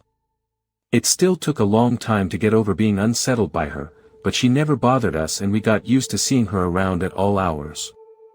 As I got older, I even started to feel a bit sorry for her. Here was this elderly woman who never seemed to have any friends or family to take care of her, just wandering the same neighborhood she'd apparently spent her whole life in. Yeah, I said, and then I hesitated. Ellen sat back on her heels with some effort and tipped her wide-brimmed hat back expectantly. You've been here a long time, right, Ms. Ellen? And Auntie Bells, she's been here even longer. At the mention of Auntie Bells' name, the warmth faded just slightly from Ellen's round face. Yes. I continued my walks with Auntie Bells for a number of years. I learned little of her in that time, but I liked her all the same. There was something comforting about her quiet, steady nature. Although she never looked any less crone-like, any fear I'd once had of her was long gone. Auntie Bells, now more wizened and slow than ever, gave one of her thin, liver-spotted wrists a gentle shake. One for each, she said. Each what? But she didn't answer. Poor Auntie. Mom said over the phone after the discovery. No next of kin or anything. The thought of strangers rifling through Auntie Bells' things rankled me. What if she had something private or personal that she didn't want just any old Joe to find? It wouldn't be right to let strangers just stomp through her home and rifle through her belongings. I realized that Auntie Bells and I hadn't been close in a traditional sense, but I was the nearest thing she had to next of kin. I felt a responsibility to her. Better to have someone who cared about her making sure her memories were preserved than some stranger just dumping them all in the trash, I reasoned. Getting inside was easier than I'd expected. The lock on the back door was broken, I assumed from the wellness check, and I let myself in. The smell wasn't like anything I'd ever experienced before, a cloying, rotten stench that embedded itself in my nostrils. It was death, I realized, and garbage and decay. I gagged, but put an arm over my nose and pushed onward. With my phone held up like a flashlight, I picked my way carefully through the kitchen, stepping over mounds of trash and junk. The living room was in a similar state, a hoarder's paradise of discarded containers and the kind of riffraff you find on the side of the road. The air felt heavy, greasy, and I found it difficult to breathe. Until I got to the attic. I tugged down the ladder, half expecting to be enveloped in a shower of trash, but it only opened into quiet darkness. With a deep breath that I immediately regretted, I climbed up and poked my head into the small room. It was also the most unsettling. I weighed it in my hand, giving it a little squeeze. Inside, something small and hard rolled between my fingers. Curious, I began picking at one of those carefully crafted seams until it fell away and the doll split open. Wrapped in its stomach, partially obscured by a wad of cotton, was a tiny skull. Her bracelets, wrapped in thin tissue paper, were sitting on top. Below them, a leather-bound ledger book and what appeared to be old surgical tools were likewise wrapped. The sight of a pair of rusted clamps peeking over the tissue paper nearly turned my stomach. Shaken and desperate for answers, I pushed the bells, which tinkled in protest, aside and threw open the book on the desk. I turned again to face the room of button-eyed dolls and slowly approached the one lying on the floor. I knelt next to it and scooped it up again, careful not to touch the bones within. I had never held anything so tiny or fragile in my hands before. One for each, Auntie Bells had told me once, but she hadn't ever said each of what. Now I was beginning to understand. I could see Auntie Bells so clearly, standing on the edge of crowds and watching the children so full of youth and life, never bothering anyone. Auntie Bells, who had lived her life alone, quiet and private. I replaced the doll on the shelf and stepped back. Whenever I hear similar bells now, I think of her. Auntie Bells, who had no children of her own, or any family, really, except those that she kept after their own mothers couldn't. Sleeping yet? Didn't think so. Next story's up. And yeah, it's worse. You're welcome. You're new, right? Well, we're glad to have you. Have you tried the fries yet? And so I found myself washing my hands twice, sighing, trying to make my reflection in the staff bathroom mirror look less paranoid and strange. I didn't even have to eat anything, I told myself. I could just sip a drink and socialize. It seemed clean at least, and I liked that. It didn't have that harsh chemical smell so common in facilities like ours, but the stainless steel surfaces practically sparkled. I'd underestimated the number of researchers at the facility. Workers with rubber gloves and hairnets scurried between the huge tables, carrying trays of food. Instead of the slop I remembered from high school, plates were piled high with fresh and colorful foods. Today's menu was tandoori chicken with roast vegetables or vegetarian lasagna with chopped greens. Both meals included fries and a drink. I told myself I was just being paranoid. It flicked its black fin, tailed and vanished into the brown murkiness. I had to make myself get over this. My co-workers practically cheered when they saw me. We thought you'd never make it. Dante, my boss, seemed to be in a rare good mood. He gave my shoulder a squeeze. Welcome to the lunch crew. I saw a lot of familiar faces over the heaping plates of fries. The positive energy was contagious. I'd walked into the lunchroom wondering if I could make one friend at my new job. I left it feeling like I'd made several. The thing is, you're always alone in your nightmares. In this one, I was alone in the vast stainless steel cafeteria, wearing the white uniform, gloves, and hairnet of the lunchroom staff. Something was dripping in the kitchen. Drip. Soon I'd be close enough. Close enough to know what was in the vast, the source of the dripping. I leaned over the rim. I had to get over this ridiculous phobia. My whole new life was at stake. The next day at lunch, I added a heap of fries beside my hamburger. Hunter. Dante shouted over the din, you've been working with the new samples, right? I am. I replied. And this organism is different from other deep-sea life in a lot of ways. Everything all right? The white-haired chef bent down beside me. I mumbled an apology and scurried out of the cafeteria. That night I dreamed I was swimming in a lightless metal tank, so cramped it was suffocating. In the morning, my sheets were soaked with, what I hoped was, sweat. I felt tired, feverish. I struggled to concentrate on my work. When was the last time I'd eaten? More importantly, where were the rest of the researchers in my lab? I thought of fish entrails and spaghetti thin worms writhing beneath the seafloor. I had to bring a hand to my mouth to hold in the vomit. Are you feeling all right? I kept my teeth gritted and mumbled an excuse. When he finally left, I let fly into the trash can. I found myself relieved that nothing was staring back at me from the chunky yellow mess I'd made. What I saw inside defied all description.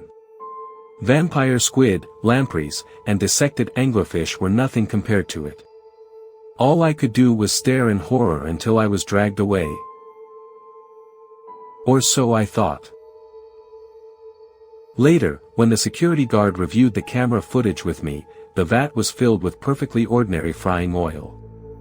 I needed to explain my actions, he said. I'd upset a lot of people, he said.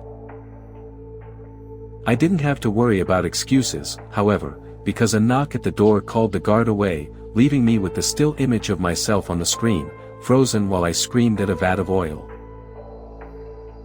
Almost like a kind of deep-sea rabies. Brought in by the new specimen. Now believed transmittable to humans. Subject will probably enter a starvation-induced coma, but will suffer horribly over the feeding tube. And number X200B. I think they're talking about me. Please, I don't want anything pumped into my throat. I don't want to be fed from that horrible creature. Please. Still with us? Good. That last one was just the warm-up. Let's go deeper. Don't get me wrong, I love my job. Cute little bookstore in a quaint little town. I love helping customers find the right book for their mood. I love showing cute children's books to curious kids. I love talking with sales reps and figuring out exactly which new releases to order from them. So there I was, counting money fully on autopilot, daydreaming about drinking a nice cup of herbal tea and hugging my pillow, when Alice said something that ruined my plans. Yeah, this old lady came in, looking for something about fairy tales. I showed her the section but she didn't want to have a look there apparently, and she asked me about something from the back. And I was like, do you think we're hiding books from our customers or something? So I just told her everything we had was on display in the store but we could order any book we didn't have if she wanted. And she just shook her head and mumbled something and then she handed me this pamphlet and I was like, okay, feel free to look around, and didn't even look at the pamphlet before shoving it in my pocket because a kid entered the store holding an open juice box and that was a disaster waiting to happen. So yeah, but that was weird, right? Alice, for FUCK's sake. Give me the pamphlet, don't look at it. I'll write that you were fired because of the store's financial situation and give you a glowing recommendation. I saw in her eyes that it had finally clicked. She understood the gravity of what she had done, and handed me a crumpled pamphlet from her pocket, making sure to avert her gaze. God damn it. She had one momentary lapse, and it cost me a good cashier. Fucking hell. I'm sorry, she started. You were a good employee, Alice. You'll do great in a regular bookstore. Don't doubt yourself and avoid this street for a few weeks. Call me if you run into any trouble, okay? So I ended up sitting at my desk typing furiously on my computer instead of napping. I still had a few hours until night shift, but I absolutely had to start interviewing prospective employees in the next couple days. In the meantime, I just had to hope one of my part-time employees would like to work a few extra hours. I just have too much work to spend all my time manning the register and keeping the tables neat. While the store isn't that big, it still is a lot for one person. I obviously had to update the employee rulebook as well. Just emphasize that you can't take chances with crazy old people. You never know if they're truly crazy or something else. I was obviously pissed. I'd been waiting to see that little girl again and tell her that business rules applied only between merchant and customers and she had no right to force an innocent, unaware person into a contract. My night clientele is well aware of that, and treasure having a place to find literature enough to not risk jeopardizing the fragile balance between both worlds. Non-humans can be facetious little shits though, and I've never seen that girl again. Some entities enjoy chaos just for the sake of it. This one just danced around the rules, grabbed what she wanted, and ruined 2 lives. My customer sank into a deep depression and ended up gouging her eyes out during a manic episode. Her toddler was never found, but I don't think he will grow up to be a respectable, human adult. I didn't have time to be scared, but I still felt the fear creeping up on my stomach, slowly making its way through my body. No matter how hard I tried to reject it, I couldn't. Stupid human nature. I adorned my best customer service smile and walked up to the old lady. My apologies, you seem to be a bit early. We will be open for business at 11. 1, 2, 3 taps on the window. Her already impossibly wide grin grew even wider, revealing rotten teeth sticking out of black, putrid gums. Thick, yellowish saliva was dripping down in strands from her non-existent lips. By the time the corners of her mouth reached her temples, I was sure I would lose my fake confidence and run in the opposite direction. No matter how many times you deal with unnatural entities, being mere centimeters away from a nightmarish mouth full of rot and decay will shake you to your core.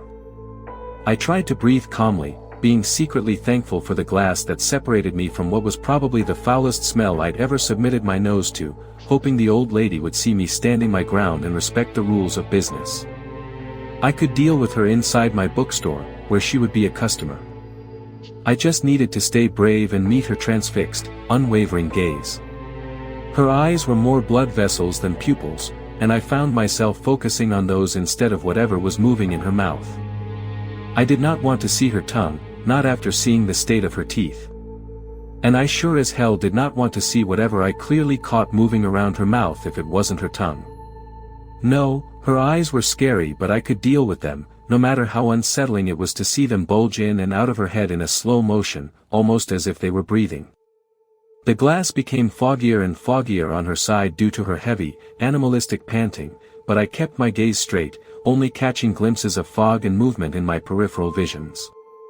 If I were to treat her like an animal, I needed to assert myself as the alpha. I don't yield to rude, entitled customers, and I wouldn't yield to rude, entitled non-humans breaching the unspoken contract that allowed them to enjoy my store. Just like that, she turned and left. I'm a business owner. The customer may not be always right, but they are always my priority. I will have to open tonight, because while some may not consider books to be a necessity, I guarantee you that it is vital not only for my business, but for some of my night customers that I open every night. I complain about my life a lot, but some of them face issues they can't simply look up on the internet nor ask a friend or even a therapist. They may urgently need something from the night inventory, and I will do my best to provide it for them. I've always loved being a bookseller, but helping non-humans find whatever fits their very specific needs has given me a sense of purpose I'm not ready to give up just yet. I will open tonight. And I will protect my business and its rules, to ensure that I can open tomorrow night. Night shift went great.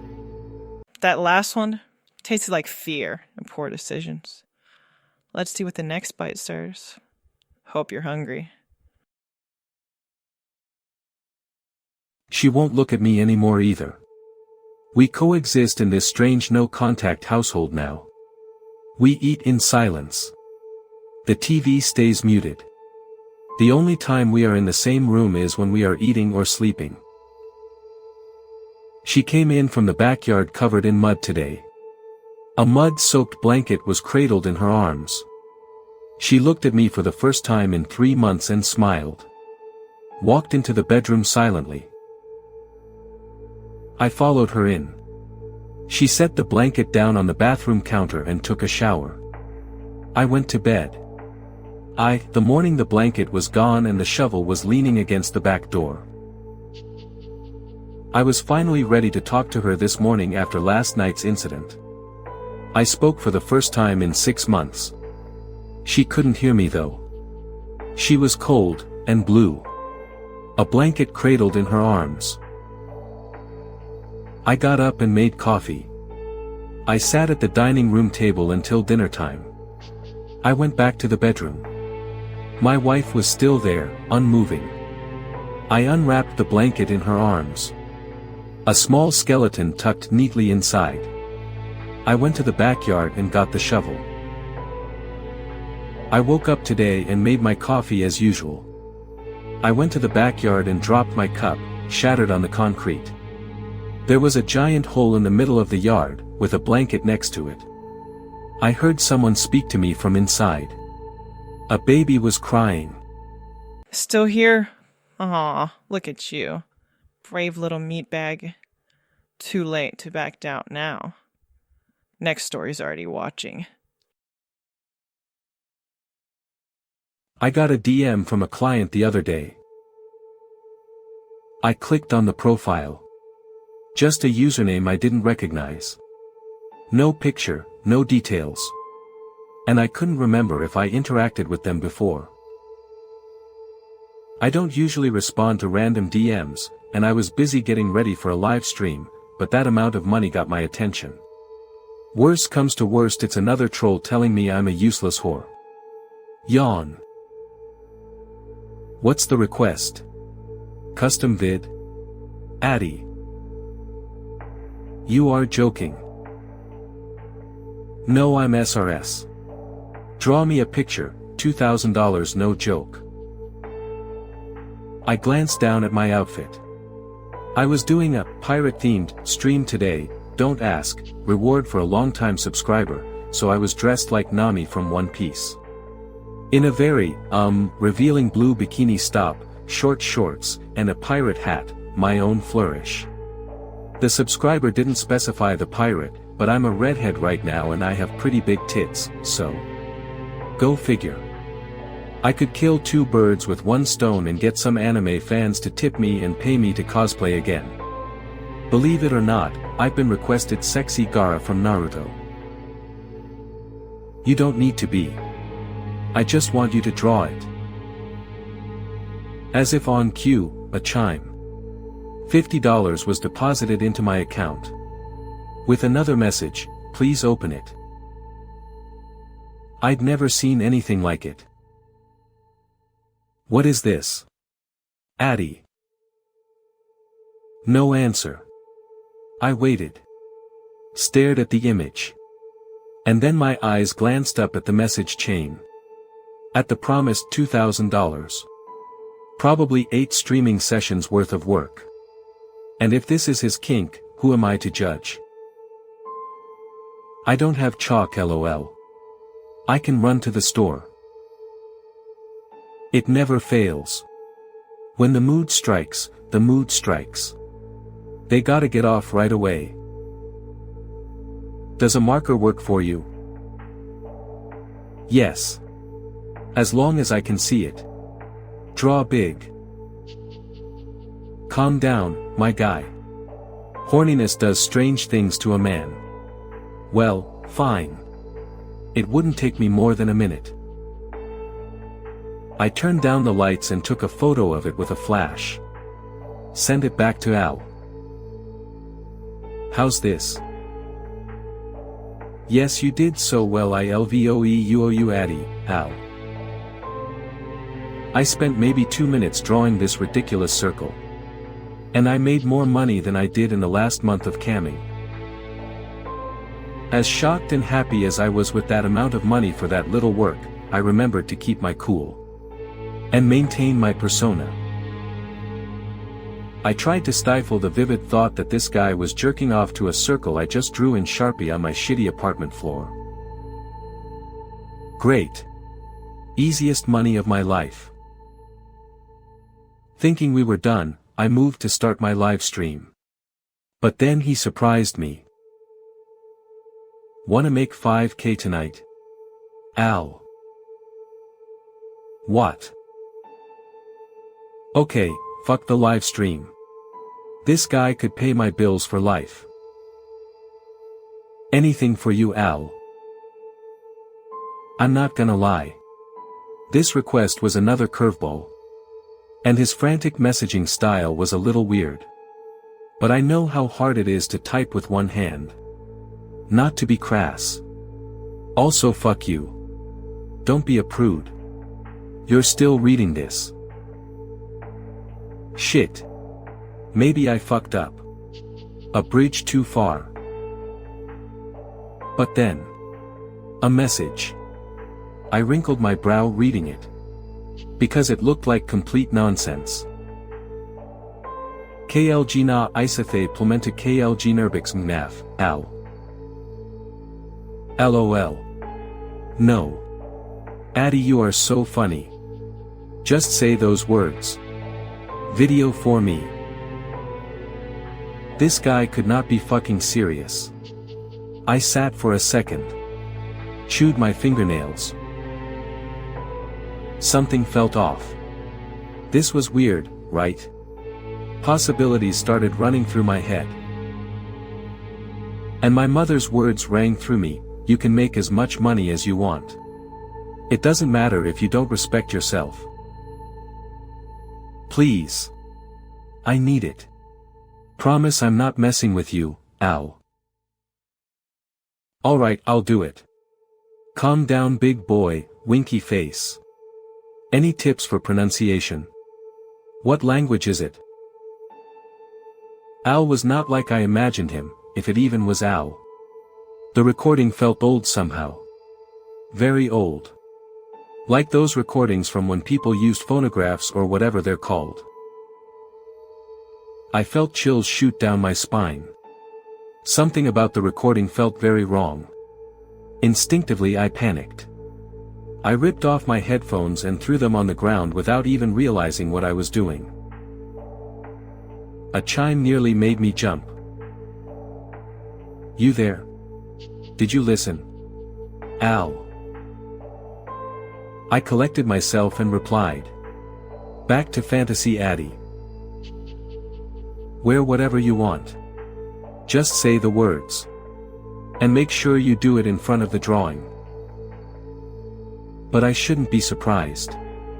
It just was an escalation of the first thing. I already knew he wasn't like any of the usual clients, not so easy to please.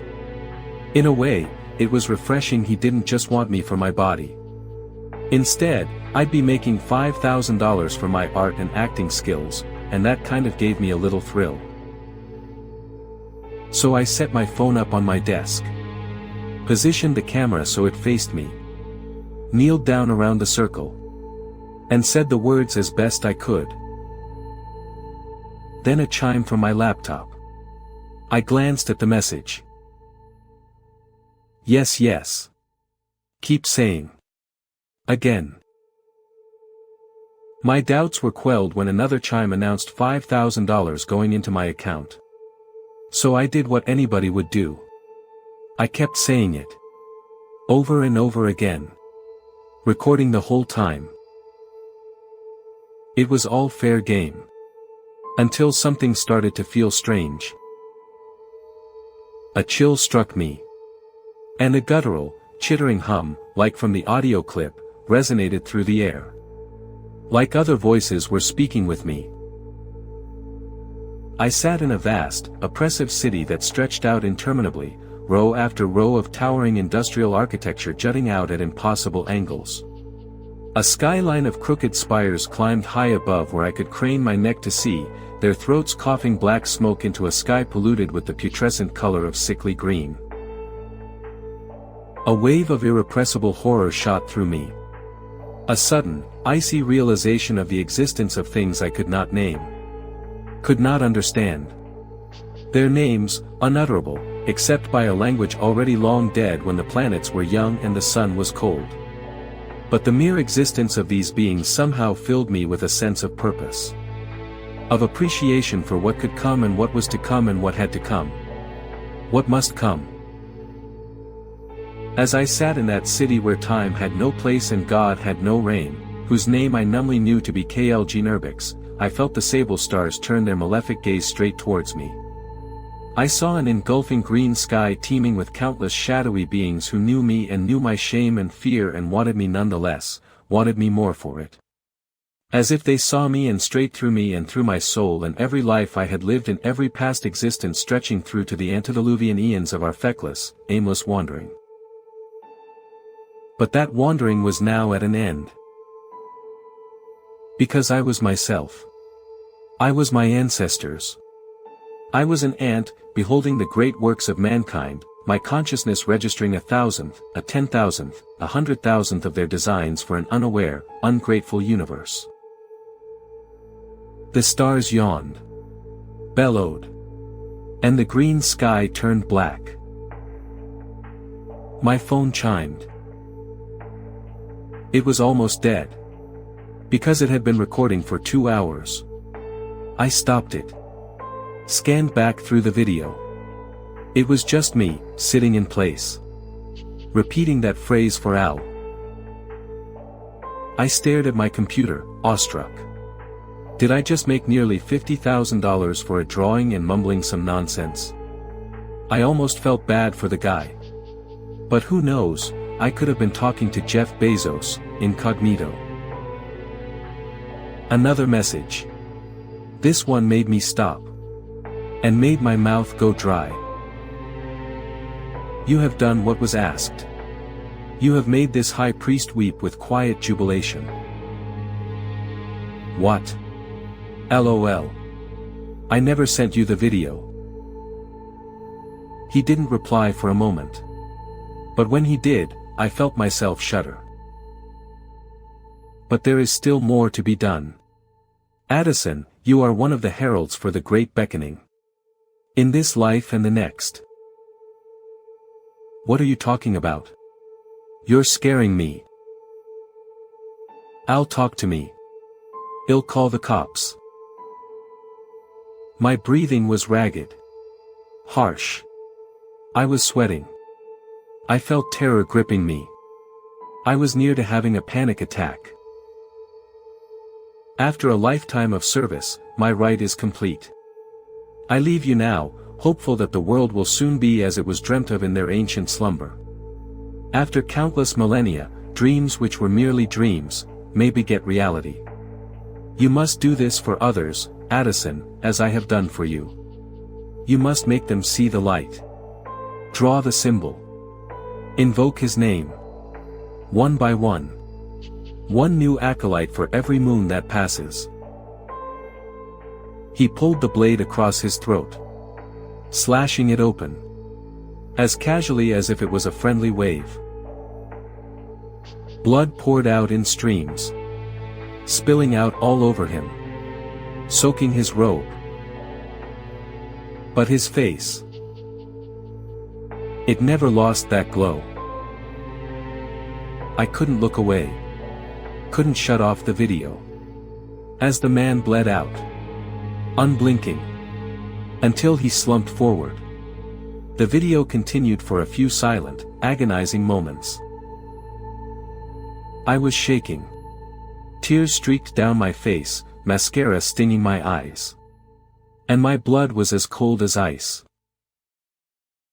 All of that was a year ago. Since then, I pick one follower a month. Usually the most disrespectful or demanding. But sometimes, just the most gullible. And I make them take part in the same little ritual I did. I've tried to avoid passing it on, sharing this strange curse, but when the moon reaches its fullest, and the cycle draws to a close, if I haven't found my victim yet, I begin to see things. Hear things. I tried it once, just to see if AL's threat was true. It starts at the end of the first week, somewhere deep in the shadows. Little movements on the edges of them, like blurring the lines between our world and theirs, little tricks on the brain. By the second week, I begin to hear voices in the night. Urgent, furtive whispers. They begin as panicked chittering, but as the third week comes to pass, they grow angrier. More threatening. By the fourth week, the shadows have eyes, and they watch me from the darkened corners and lonely spaces, willing me to do their bidding. Soon, they grow mouths. Desperate, hungry mouths that lick their lips as they wait for me to fulfill my bargain. They creep closer and closer to my bed as I sleep, eager to take their opportunity if I don't. I can feel them. 1 month, I waited until the night of the full moon, just as it was about to wane. I walked to the window. Pulled aside my curtains. Lifted the shades. And just like that, everything went back to normal. No more creeping shadows. No more hushed whispers. When I opened my curtains, the moon gleamed back at me. And the stars kept their silent vigil as they always had, faintly visible over the city lights. So I want to give you a warning, and ask you to please listen. If you get a profile like mine reaching out to you, asking you to do something strange, offering you something you very much want, think twice. Whew, telling gave me chills. But hey, we're just getting started. The next one's sharper. You'll see. I waited 24 hours to report my 6-year-old missing, by stranger waits. Ma'am, that's a lie. It's vitally important that you report these incidents as soon as possible, okay? Every hour that passes makes it that much less likely we'll ever find your daughter. Ever since she was born premature, Mary had been a constant source of worrying for me. She developed too slowly, had difficulty with object permanence, found balancing nearly impossible. Her physical problems ironed themselves out with the help of frequent trips to the pediatrician's office, making her relatively normal by the age of 2, but new problems cropped up. Timeouts didn't work. Scoldings didn't work. Holding her close, explaining what was wrong, taking away toys, none of that worked. My father took her upstate for a weekend and came back with a bite mark on his hand, admitting to spanking her. Not for the bite, which had come after the spanking, but for talking back. Somewhere, somehow, she'd learned the words, asshole, and die, even though I thought I'd done my best to minimize exposure to coarse language. Then, when she'd smacked her brother 5-year-old Peter so hard he cried, she took a walk around the perimeter of the house without being asked. Within seconds, I was on her tail, red in the face, ready to lock her in her room for the next 15 years out of an irrational parental panic. She stopped when my shadow overtook hers, and I started talking. She wasn't listening to me, though. She'd noticed a bird's nest tucked near a vent, 3 peeping bodies waiting for their mother. I didn't figure out what they were until she'd popped one's head off between her little sausage fingers. She shrugged. Mary enjoyed shrugging, staring right at you with big empty eyes. We found a psychiatrist willing to prescribe psychiatric medication to a 4-year-old. The only substance with any effect was Adderall, which made her ability to hunt for bird nests a little more efficient. We then found a less trustworthy psychiatrist willing to prescribe tranquilizers to a 5-year-old. We hoped that if she could just calm down a little bit, we could get something through to her. Or at least go a day without seeing blood on her face. My sister threatened to call CPS over that when she found out. We stopped. It's not as if the tranks were helping, we deluded ourselves into thinking they did when she seemed less inclined to violence, but now I attribute that more to the lack of stimulants in her system. The officer ended his line of questioning after some amount of time I couldn't guess. My mind was spinning, exhausted and terrified yet secretly, quietly, relieved. We'll do everything we can, ma'am. Thank you, I mumbled, and left the station in a daze, barely managing to open the passenger side door and take a seat next to my husband. Do they need to talk to me? We drove home, silent. There was nothing else to say. It's possible that I didn't try hard enough as a mother, that I was neglectful and had somehow allowed some more nefarious abuse to slip into her life.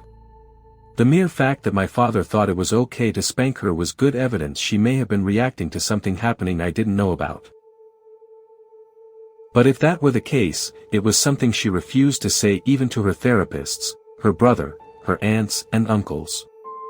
There was no amount of questioning people felt was too much when dealing with her, and she answered every question, sometimes with lies, sometimes with uncomfortable honesty. Nothing to indicate trauma aside from her behavior. And now, as I type this at night, I'm coming to believe in vengeful spirits. I don't know how else to explain the sound of a little fist knocking on the door. Whew, Telling gave me chills. But hey, we're just getting started. The next one's sharper. You'll see. My dad was going to teach me how to play the drums. He was going to teach me how to play the harmonica too, though I was less interested in that. But he can't teach me anything right now, because he's lying unconscious in a hospital bed with tubes sticking out of his face and a bunch of fancy machines monitoring him. Now I'm imagining squishing Officer Charmalau between two giant graham crackers and white goop oozes out of her. Oh yuck. Okay, I just ruined s'mores for myself. Officer Flowers is staring back at me, I think. It's hard to tell since her eyes are all black too. Last time I saw her she was curled up into a ball on the floor of Meredith's bedroom, still on fire. I'd almost think she got better or something, but that's never the case with things around me. The fact that my mom can't see her is another big hint. Sure enough, just as I think about excusing myself to go to the bathroom, the doctor walks in with his white lab coat and his glasses on top of his head. I wonder if he knows he left them there. He's got a folder full of papers. Mom doesn't bother to correct him on our name, she just nods quietly through her tears, then takes my hand, puts it on Dad's hand, and she and the doctor walk out of the room together, where they start talking about my dad's condition right outside the window like I can't even hear them. But I can. He's saying something about a medically induced coma and brain trauma. Trauma is never a good word in the hospital. They have a whole ward dedicated to it. It's Officer Flowers. The inside of her mouth is bright red, so I can see it when she talks. Otherwise, it'd be like looking at just this crumpled up ball of paper that got tossed in the fireplace. She reaches up to the front of her burnt uniform and I notice that her police badge is still shiny and undamaged. She touches it and says, "Duma." Duma says I was not meant to die. I hear the voice of Duma in my head. As he talks, her badge seems to shine just the slightest bit brighter. There was a plan, he says, an order to things, but one mistake in the design of the path caused everything to go bad and get steadily worse. I don't understand. I tell them both. Outside in the hall, my mom is nodding as the doctor continues to tell her things I can't hear now. She looks in at me and holds up her hand. The Charmalau nods again. I wish she wouldn't. It sounds awful when her burnt skin crunches, and little bits of her crumble off. I shouldn't call her a Charmalau. I'm sorry, Officer Flowers. This is making my head hurt. What does acerbated mean? I probably should have guessed that. Okay, so, I lean to look around her and make sure my mom and Dr. Labcoat are still talking. Geez, I could probably wander off and find the cafeteria and get a snack and be back before they even noticed I was gone. You're saying I was never meant to meet Meredith? Or Felix? Or you? In fact, none of us were meant to meet ever. How did you get tangled in this? Duma responds. I had been guiding Samantha Flores down a career in law enforcement as an avatar of vengeance. Though we couldn't communicate, I was able to enhance her senses, making her a better detective and hunter. She worked for the Ryland Falls police force at the time that Joseph Clay died on stage after a fire broke out during a magic show being performed by his father. I step past her, smelling the burnt hamburgers from my picnic dream as I do. Mom and the doctor stop their conversation to look at me. I tell her I'm just going to use the bathroom, and then wander off down the hall where they got these funny bathrooms with stalls for people who might need help getting back up. There's even a cord you can pull to have a nurse or someone come and help lift you off the toilet. I wonder if they ever get people who pull it even though they're fine. I followed Felix Clay's trail to the burning of the Patterson residence that claimed the lives of John and Camilla Patterson, leaving their only child, Meard. Okay, well, as you can see he's not here in the bathroom. No Felix hiding in the trash bin or toilet bowl. You should go. I can't go anywhere. I'm bound to the hospital now. My body is down in the morgue. Outside. I say. She steps forward, vanishing like smoke. Jesus Christ. Thinking on it, I was figuring Felix wasn't done with Meredith anyway. He's got it in his head that he's going to fill her noggin with lies and turn her into some sort of punisher of normal people. I wonder why, if the angels gave us these gifts, if you want to call them that, why they don't just take his away, brush their hands off and then kick his weasel butt into the lake of fire. I wonder if there really is a lake of fire. I should remember to ask Pachar when I get back to the room with my stuff. On the other hand, I've never killed anybody. I don't know that I could. I mean, it would be pretty easy. If I just got close enough to him I could tell him that he's going to trip down a flight of stairs and break his neck. I always try to avoid killing him though. I don't know if V got it in me. But if I do this and you don't make my dad get better, we're gonna have a problem. That's how my mom always talks. She says, we're gonna have a problem, every time she expects me to do something like empty the dishwasher or clean out my backpack after a week of returned homework assignments. Lily, you better get your butt in the kitchen and empty the dishwasher or we're gonna have a problem. I've learned from experience that the problem we're gonna have is that she's going to repeat herself only louder. Officer Charmalau reaches up and removes the shiny badge from her chest. She holds it out to me. Take this, it's my connection to Duma. Isn't that a ghost badge? I mean, isn't your real badge down in the morgue with your body? No one else will be able to see it, yes. Do you want to be seen carrying the badge of a dead officer? I can think of some kids at school who I'd score cool points with if I showed up with a dead cop's badge, actually. But not kids I want to associate with, and yeah, I get her point. Careful to avoid touching her flaky, blackened skin, I pluck the badge from her hand. The moment I do, I feel strange. The lights in the hall seem to get brighter, and the air becomes dirty. I realize that I can see the little particles of dust floating around. And when I breathe in, I can smell and taste what each bit of dust is, and holy hell, I'm in a hospital full of sick people and I can smell and taste them. There's a person in one of the nearby rooms and they smell like fungus. Even worse, I suddenly become aware of other people in the hall. There's an old lady in a wheelchair leaning against the wall just down a ways from us. She stares at the floor and doesn't move, but I can tell she's not really there because she sort of fades in and out of my vision. Another one, a little boy whose face looks swollen and purplish, is sitting on one of those rolling hospital bed things. He's watching me, and I wonder how long he's been doing that. She starts to fade away. Her feet have already vanished. Her legs are trailing off like the genies in Aladdin. She would make a terrible genie. Unless you were wishing for nightmares. Heck, I wasn't even wishing for nightmares and now I'm going to have nightmares. Oh no. Yes, you did. Meredith didn't do anything. She was under Felix's spell. He made us both think things we wouldn't have otherwise. I need to get back to my room.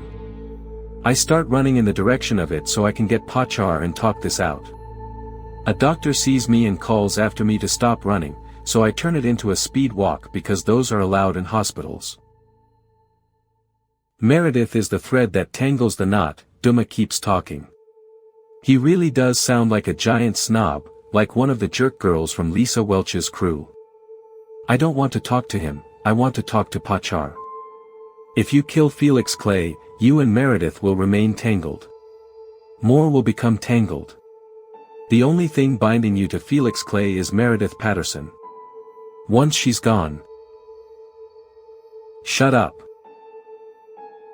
What do you mean? Isn't there anything I can do? I can't believe this is happening. This is a bad dream. Wake up, Lily. Wake up. I don't understand. Felix is the real threat. He knows about you all and is evil. Why does it have to be Meredith? It's not our place to question the plan.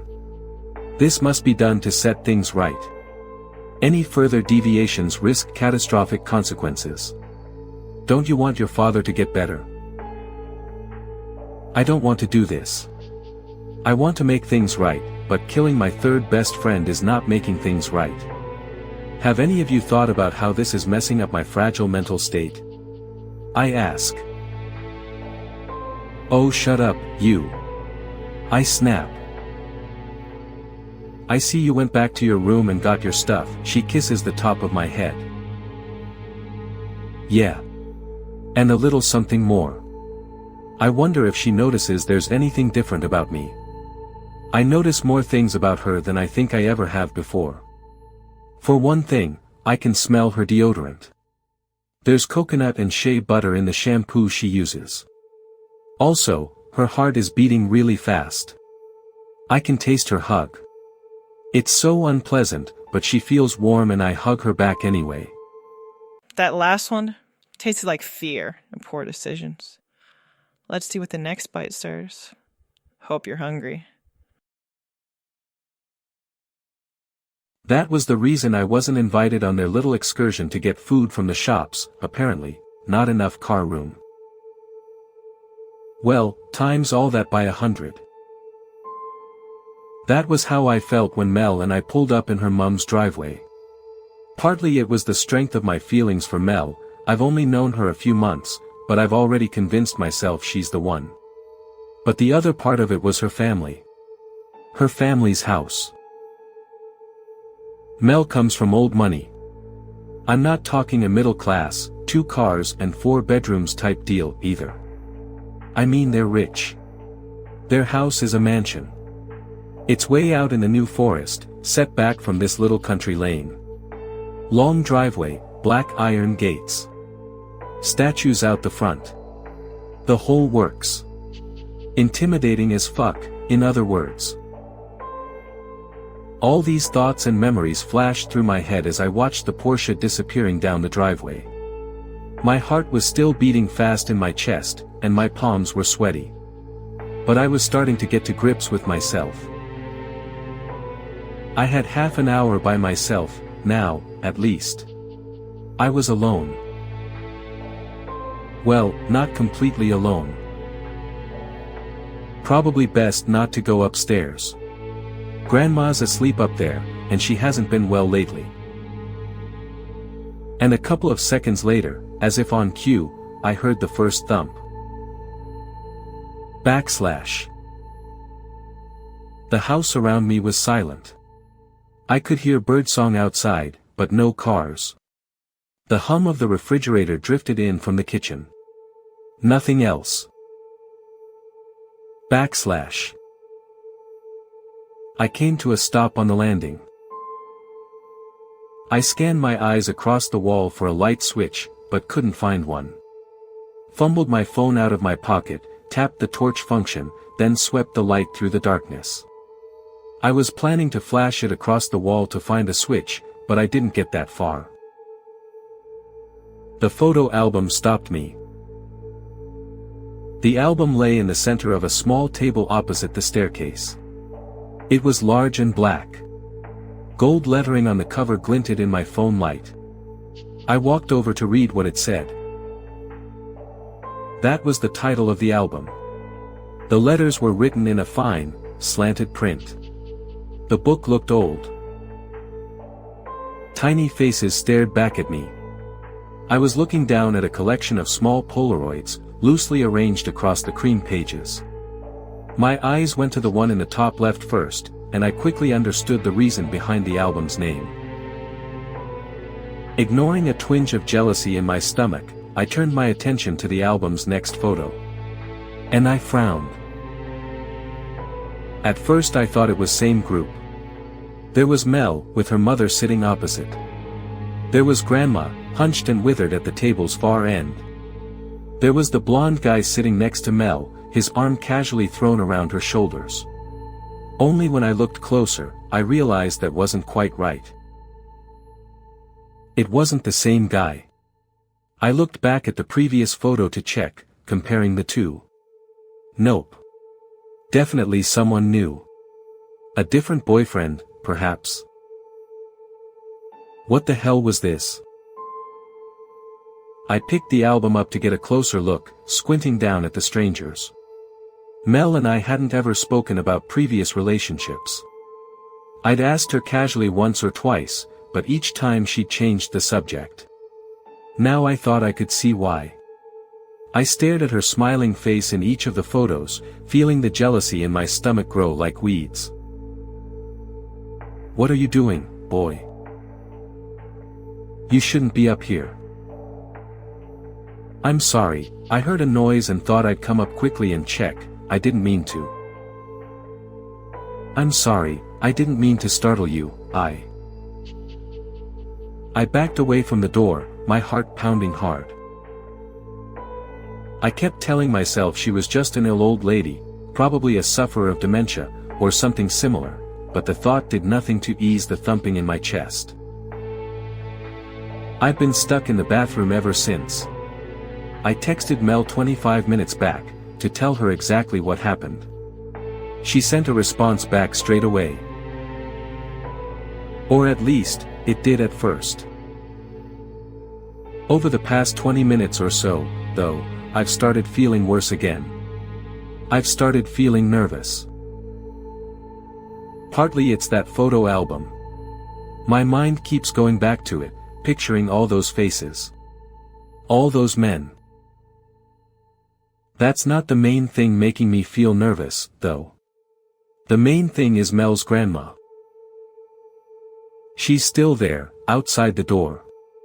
I can hear her breathing even as I type this. Shuffling back and forth in the hallway. Occasionally muttering to herself. Mostly it's nonsense, or stuff I can't quite hear, but a couple of times I've made out the words. A few stray sentences here and there. I have a view of the driveway through the bathroom window. Looking out of it now, I can see the car pulling up. I can see Mel and her mother getting out. I'd have thought they'd have been worried after that text I sent, but they're both still laughing like they did when they left. Sleeping yet? Didn't think so. Next story's up. And yeah, it's worse. You're welcome. Did you know that there's a second, hidden Disneyland beneath the real one? In the early years of the park, Walt himself decided he didn't like characters traveling through themed areas where they didn't belong. He said it broke immersion.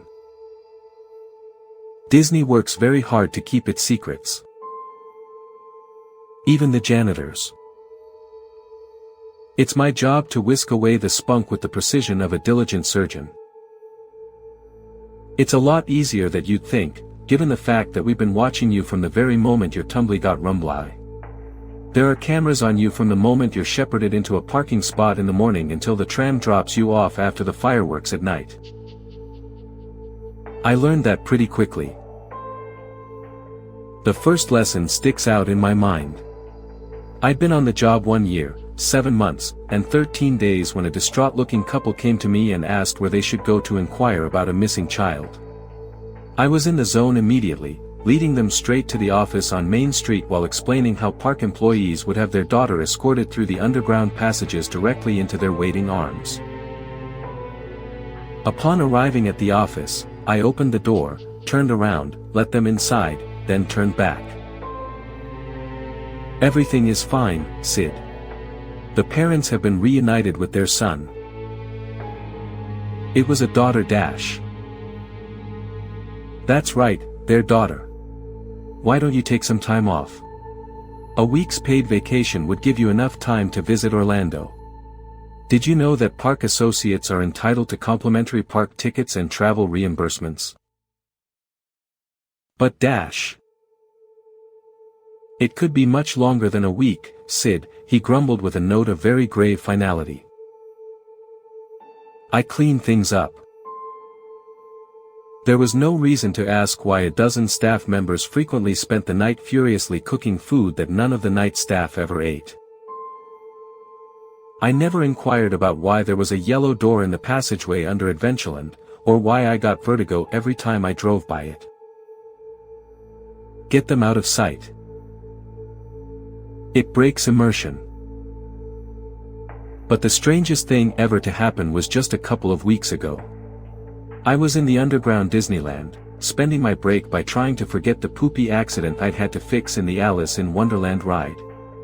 A costumed Mickey Mouse came into the lounge, looked at me, then sat on the opposite couch with his legs crossed. I smiled, nodded, and tried to zone out. I stared back. I wondered if he was stuck in the damn thing, and obsessively started looking for seams in the costume. But I couldn't find any. Then it blinked. I don't mean the man inside the costume blinked.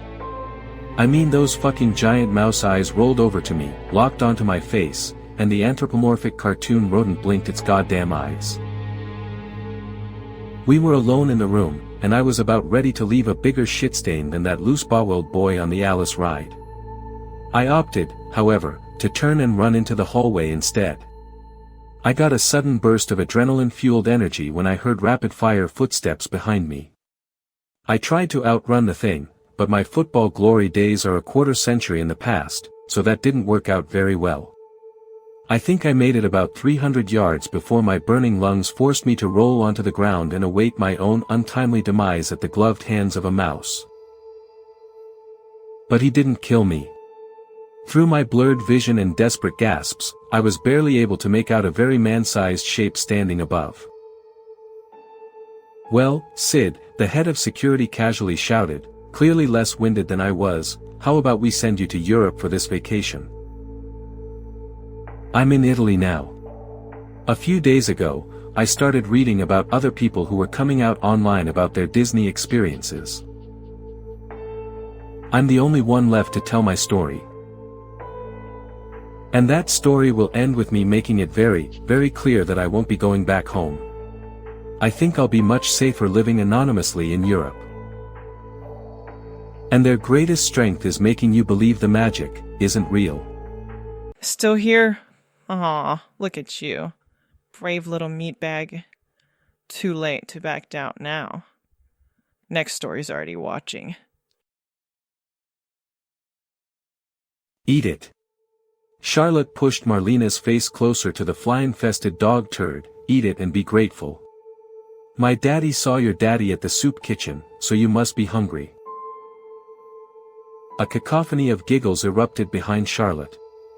A gaggle of pigtailed, ponytailed, and bobcut brats from hell. Charlotte turned her head toward me in a slow, calculated manner.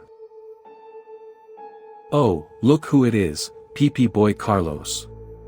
She pointed, her gang bellowing out on cue, "Did you run out of pants to pee in yet? You want to know what my daddy said about you?" She took a step toward me, blonde pigtails bouncing as she moved. "He said your mommy didn't just skip town. He said your daddy killed her." "Stop it. That's not true." I took a step backward. Her next step sent me stumbling backward, tripping over Marlena. My skull smacked against the shit-covered asphalt. "Ew." Charlotte giggled, "I knew you were full of piss, I guess you're full of shit now too." The crowd went wild. The sudden blare of the school bell caused the herd to break apart and head toward the building, leaving me to tend to my wounds. The woman's voice turned my blood into ice. It was a low, guttural whisper, echoing from the tunnel at the far end of the playground 50 yards away.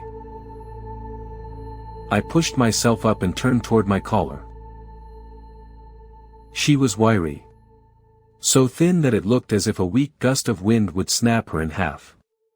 Her skin was gray and sagged as if it was about to fall off. With her right hand, she beckoned toward me once more.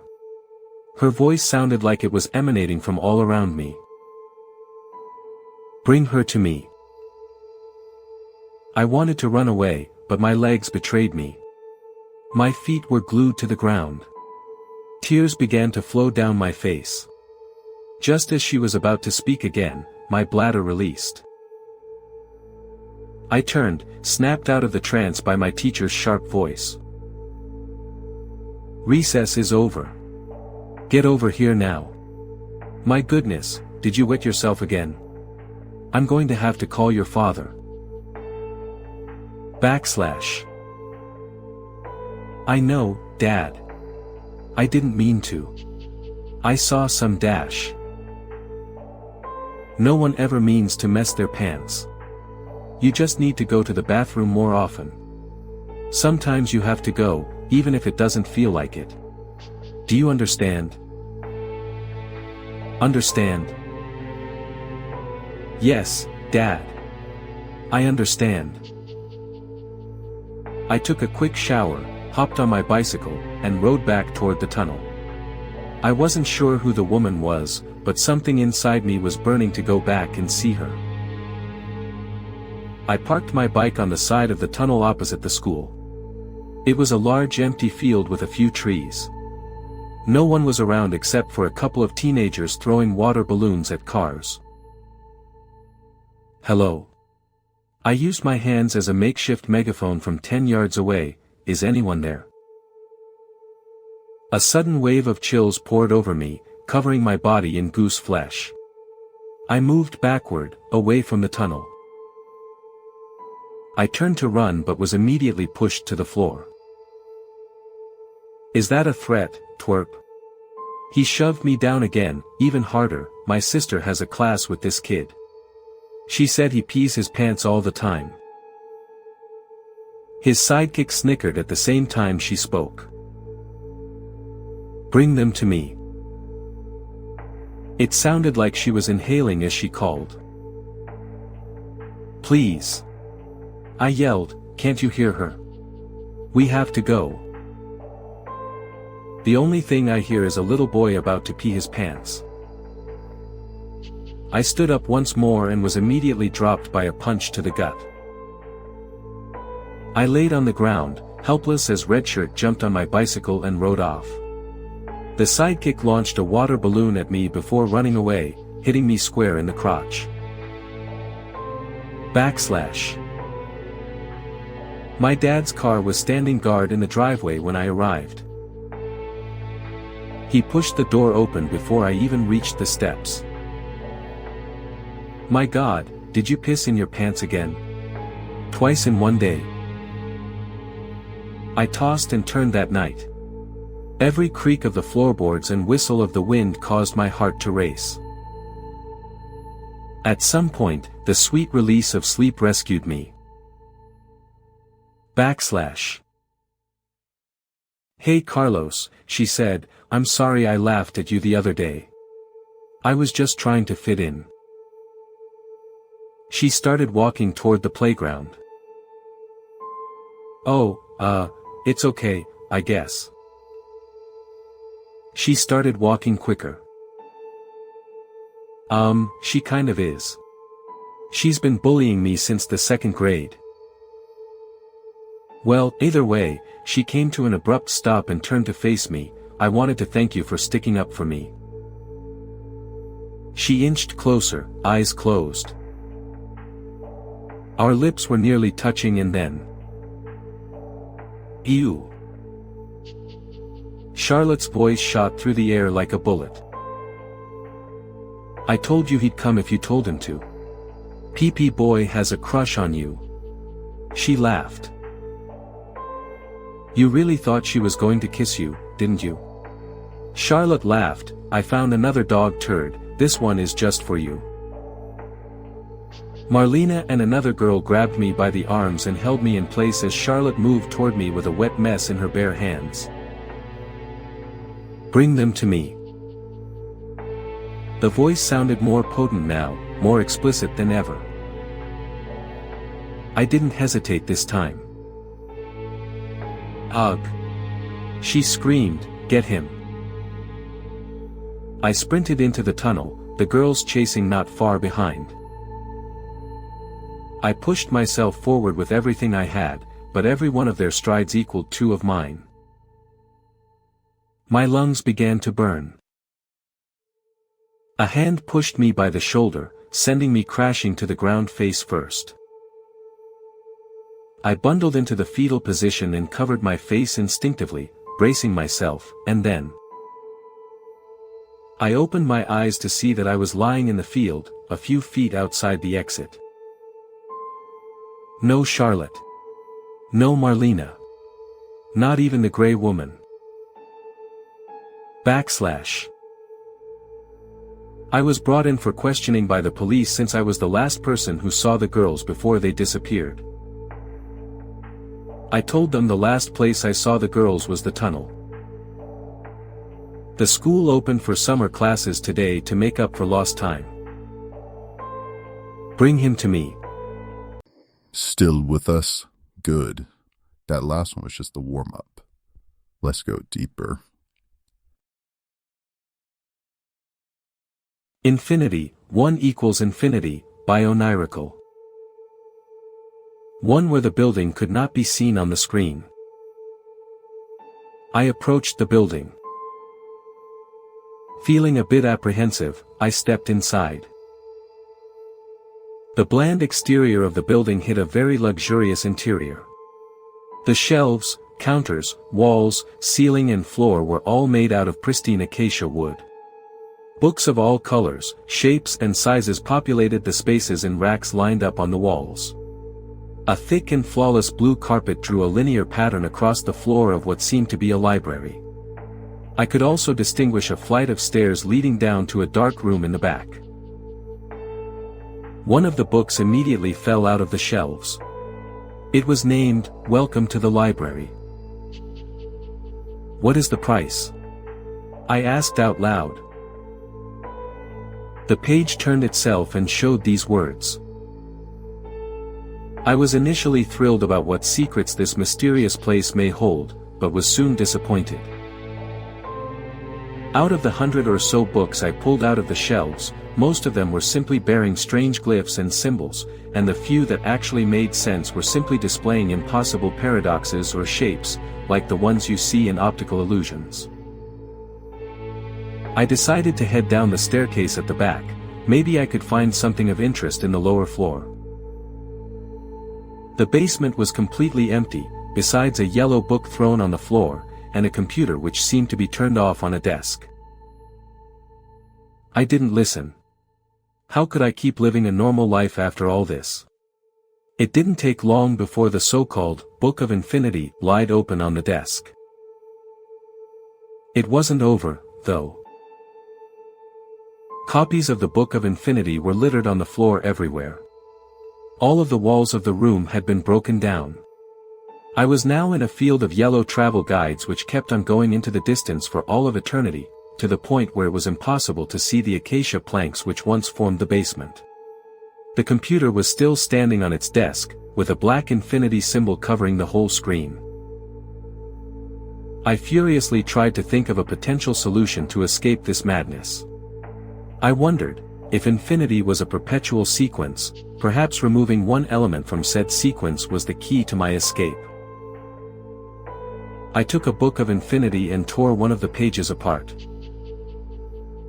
One random tome in the distance exploded in a blast of pages flying everywhere. The computer's screen went black. And most importantly, one of the steps of the stairwell vanished from existence. Feeling hopeful, I climbed back up the stairs, already thinking about victory. My heart was probably about to jump out of my chest. I burst out in a short cry of joy when the immaculate blue carpet from the main floor came into view. A very short cry of joy. And I just felt, in the very bottom of my soul, that no matter how many grains of sand were present, only one was missing. The one I needed to get back home. For a very long period of time now, I have remained imprisoned in the library. The librarians, as it is how I called the strange presence which welcomed me in this place, have never contacted me again. I know that I am entirely dependent on my family and my friends, who are still wondering what happened to me. If they were to die or to forget me, my existence would cease, as I am now the library and the library is me. But I can wait. Infinity, 1 equals infinity. You're still tuned to Horror Slop. Frequency unknown. Stories endless. Let's spin the next nightmare. I'm a prostitute, and my latest John asked me to do something strange, by odd directions. He was simply gone. And so was my will to live. Before I made up my mind about it, a black Cadillac DeVille with shaded windows slowly crawled up to me. Another customer, I thought. Rich one by the look of the car. He has a chauffeur, I noted for myself indifferently. Very rich then. Better up my prices. I could usually read them, see if they were married and bored or alone and desperate, if they were happy and careless or unhappy and caring, or if they were submissive or dominant. But with this man, I usually didn't view them as real men, so the fact that I want to use that word now is telling. He stood tall in front of me as a complete paradox. Courteous but intimidating, fatherly but hostile, alluring but repulsive, a stranger but yet somehow familiar. "Yes," he said. "Poor girl, you must be freezing." A pervert? I wouldn't have guessed, but I wasn't surprised. Not that I cared that much, I just didn't know how to act in those kinds of super contrived situations. I was a whore, not an actress. "How much are we talking about?" "Don't be vague, give me a number." He smiled, but only with his mouth, and said, "For real." He wouldn't have offered me all that money if he didn't want me to do something outrageous. Maybe he wanted me to do something illegal, something involving dead people, animals, or kids. Fuck that shit, I thought, no money in the world could make me do stuff like that. I hesitated for a moment and then I asked, "Well, what the hell is it you want me to do?" The man laughed. "No, it's nothing like that. That's horrible." "You have my curiosity then," I said with a skeptic look. He opened the door to the car and held it open for me. The man sat down next to me in the passenger seat. I buckled up. The driver never turned around to greet me. He was a dark silhouette against the traffic lights ahead. As he slowly drove away from my little corner of the street, the man cleared his throat and began speaking. "I'll not be able to tell you the exact details, but I can promise you that you won't need to do anything disturbing. At least not in the way you suggested." "You can't tell me or you don't want to tell me?" I asked. He looked unsure, like he actually couldn't tell me, and said, "Well, what can you tell me?" He looked at his knees as if preparing himself to reveal a secret he's been carrying around for a long time. "It isn't that complicated. When we arrive at our destination, I'm going to give you a set of new clothes. When you've put them on, I'll ask you to enter a building. I'll meet you inside of it, and after that, I can't tell you what will happen, but you'll understand what to do. I can promise you that." The feeling from earlier, the feeling of something being off, came back. Was I being lured into some kind of trap? But why this weird charade? It was easy to murder me. I wouldn't even resist. Maybe he wanted to torture me, keep me as some kind of slave. I shrugged at the thought of it. I couldn't make heads or tails of any of this. "It's nothing illegal," he said. "We are here," he said. We stepped out on the yard of an abandoned, run-down school. I hadn't been here before, but given the cityscape in the background, I could tell it was south of the city and therefore most likely in one of the poor neighborhoods. Heavy snowflakes came down from the sky, painted orange by the street lights. I heard the man open the trunk of his car as I stared at the empty school building. A sadness came over me, the same kind of sadness that always came over me when I saw something that had to do with children. It reminded me of James. You can change inside the car. My driver will step outside. I took the clothes and returned to the car. The driver got out without being explicitly told to do so. It didn't make me feel any safer. The yellow coat was a bit too large for me, but other than that the uniform fitted me perfectly. At least it helps against the cold, I said. What is it, some kind of Nazi uniform? You're thinking about the eagle, he said. It's not what you think. That's the Faravahar. The what? It doesn't matter, he said. All you need to do now is to enter the door to the school. I'll meet you on the other side. Yes, or, do you need more? Do you want me to order you around in there, Anne? Something like that, he said. I took a step toward the school. Wait, the man said. There is one thing you need to know before you go inside. It's an address. I couldn't figure out in what way this would play a part in his bizarre fantasy, but for $500,000, I guess I was ready to play along. Still feeling like an idiot wearing a uniform, I opened the front door to the school and walked inside. Hello. I yelled. Where the fuck are you? I decided to try and get into the role, who has been a naughty schoolboy. We lost our commander a few days ago, he said as we walked toward a group of soldiers that surrounded what looked like a convoy of military vehicles, including a tank. Our company was dropped pretty far behind checkpoint necessity 2 weeks ago, and since then we've been fighting our way to our objective. But it's been a mess from day one, and now it's just 30 of us left. Luckily, we just intercepted the transport, Anne. We got them good, the young man said. And boy are we happy to see you. Where's the rest of your company? I couldn't grasp what was happening around me. Ma'am, the young soldier inquired. The occupying forces sent you as reinforcement, yes? I had to think quickly. What the fuck I'm going to do? But I knew, just like the old man had said. Even though I had no idea what had happened, I understood what to do. And it was true, I was the only person in the entire world that knew how important that boy was. To everyone else, it would just have been a boy among other boys. For reasons impossible to understand, I had stepped out into a war zone and found my son, and now I had to save him. But how? The address, of course. Listen, I said, trying to give my voice some authority. I did have to role play, after all.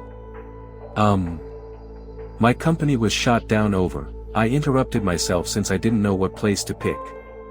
3 of us survived, I continued, but the other 2 got killed just a few miles from here. I'm sorry to bring you these bad news.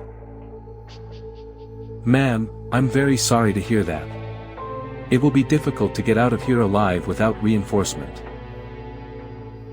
They had captured an elderly general, a man with silver-gray hair wearing a blue uniform with 4 silver stars on it. Next to him, a soldier lay dead. Just as young as the others. I wasn't able to reflect on it, but I saw the American flag on the side of his arm. There was a bang.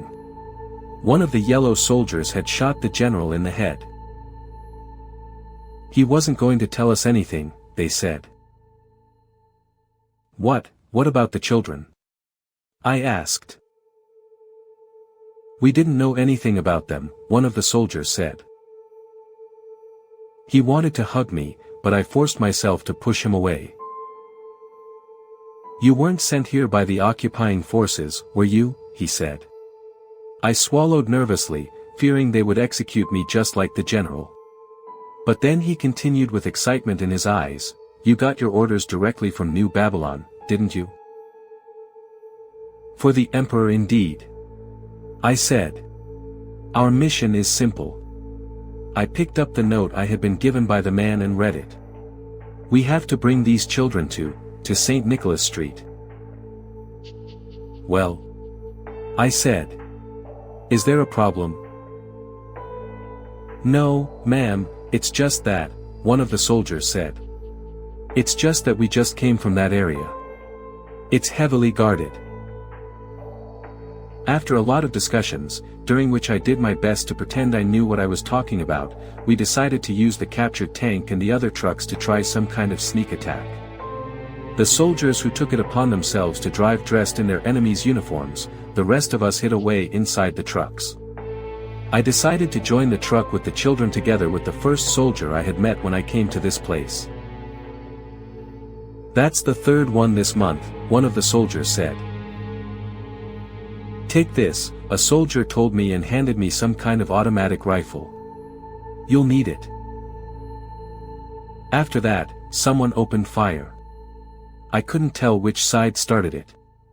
The children began to cry. My son ran up to me, craving me. Yes, ma'am.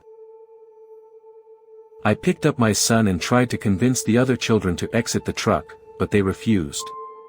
The young soldier had to force them out. He picked up a little girl and told the other children to stay behind him. And then we jumped off the truck. I had no idea what waited for us outside, but I trusted the old man. I would know. Take cover, the soldier yelled to the children as much as to me.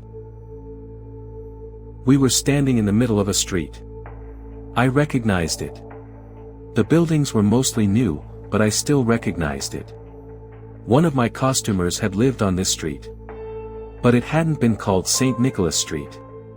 The soldiers were taking cover behind cars at the side of the street, cars that would have looked way more modern than any cars I had ever seen before if it wasn't for the fact that they were all burnt out. They were shooting at us from the windows. A large American flag hung on one of the facades.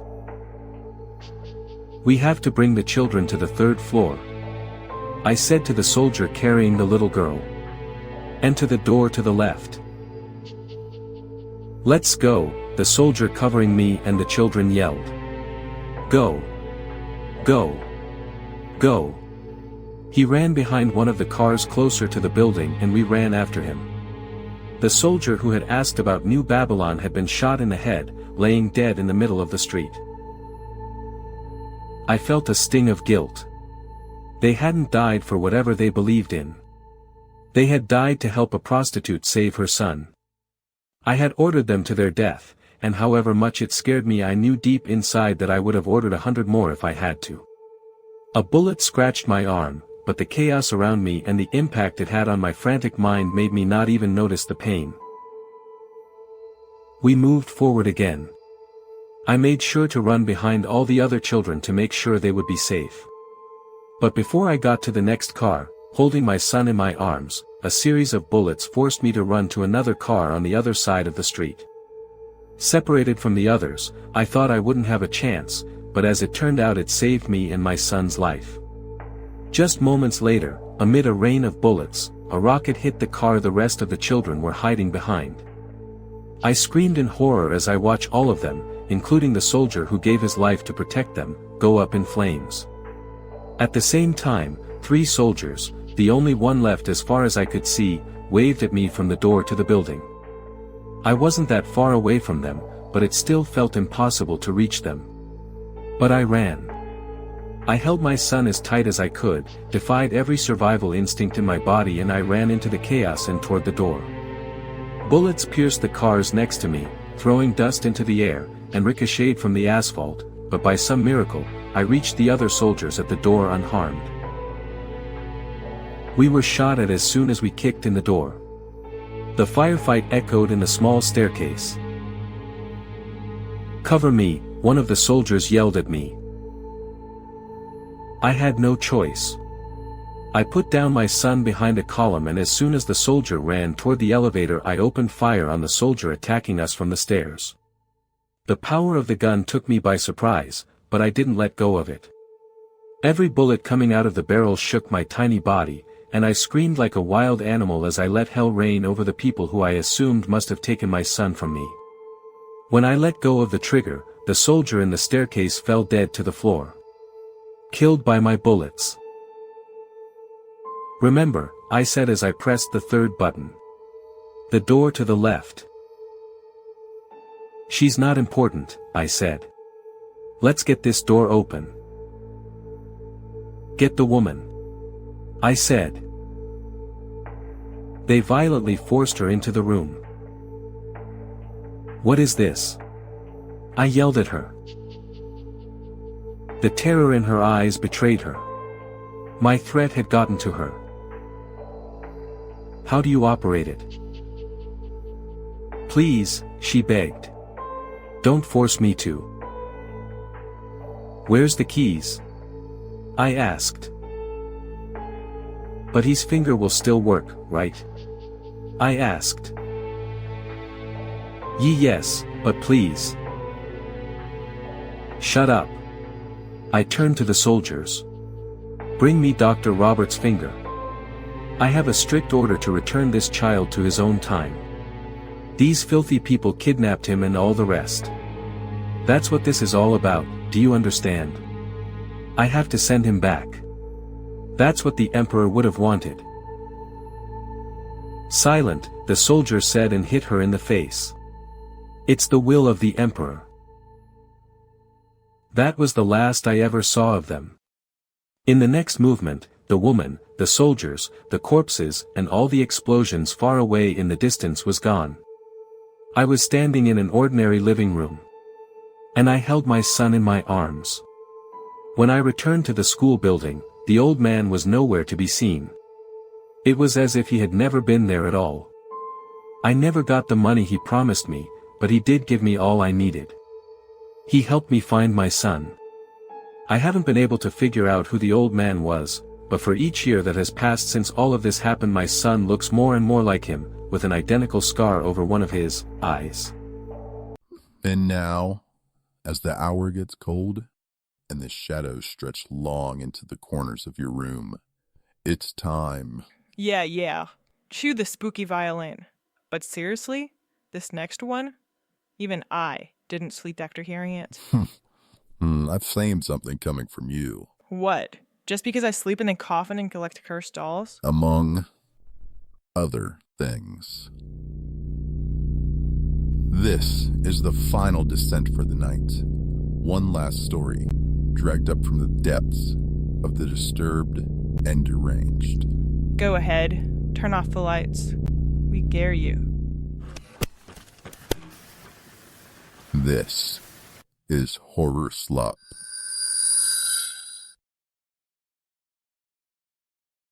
My sister dropped off my niece last night. I don't think she's coming back, by Theod Catlety. To clarify, I haven't seen my younger sister Mara in a little over 5 years. She was a little over 18 years old, a few months pregnant, and was determined to keep her baby. I told her exactly what I thought she was a goddamn idiot and that she either needed to give it up for adoption or I'd drive her to the abortion clinic myself. I opened the door and there she was. I didn't even recognize her at first. She'd gotten a lot thinner and had dyed her hair black, but I recognized that cheap tattoo on her hand and the dimple in her right cheek. It was my baby sister. The little girl waved and smiled. "It's a pleasure to meet you, Uncle Thomas," she said in a chipper tone. Ariel. Mara's favorite Disney princess. I'd really love that, actually. Mara walked inside. I can't stay long, but, oh man, when did you get ripped? Even her laughter sounded tired. Saying she'd gotten a lot thinner is understating it. She looked skeletal, her once vivid eyes were now dull and too large, like they were ready to roll out of her skull. Her fists were all bruised up and she had a black eye that wasn't quite hidden under thickly applied foundation. I'd never seen such a well-behaved 5-year-old in my life. Like a prim little angel, Ariel walked over to the couch and sat, her bare feet dangling a few inches above the floor. I turned back to Mara. What happened? Where's Bradley? Just saying the scumbag's name made me feel nauseated. Oh God, what have you gotten yourself into, sis? Well, you're welcome here, Mom and Dad really miss you, I said. Can you please watch Ariel for a day? Are you in danger? At this point, I had two theories about why my sister was wigging out. Either she had gotten in an abusive relationship and was on the run, or she had completely lost her mind on drugs and was a nutcase. Either way, I knew I had to help. Sure. She can sleep on the couch, right? I don't have kids, I know literally nothing about caring for a kid. Mara wrapped me in another tight bear hug. Thank you so much, she sobbed, nearly crushing my ribs before stepping back. I'll be back tomorrow night, I hope. I love you, Thomas, and I'm sorry. You were right. This whole time, Ariel sat on the couch, her hands neatly folded on her lap as she kicked her feet back and forth. I coughed a few times before sitting next to her. So, when's bedtime? I asked. Ariel giggled, and I saw more bits of my sister in her, the smile, the way her nose wrinkled when she was amused. You're funny, Uncle Thomas. Can I color? She asked. I might have some colored pencils and paper somewhere. Listen, I love that they make coloring books for adults nowadays, and I am completely in on the fad. So in about 10 minutes, I had Ariel sitting at my dining room table with some paper and watched as her tiny fist clutched onto a bright pink pencil as she drew a shape that could have been a horse or an airplane. I tried to fill the silence with conversation. That went as well as you'd expect.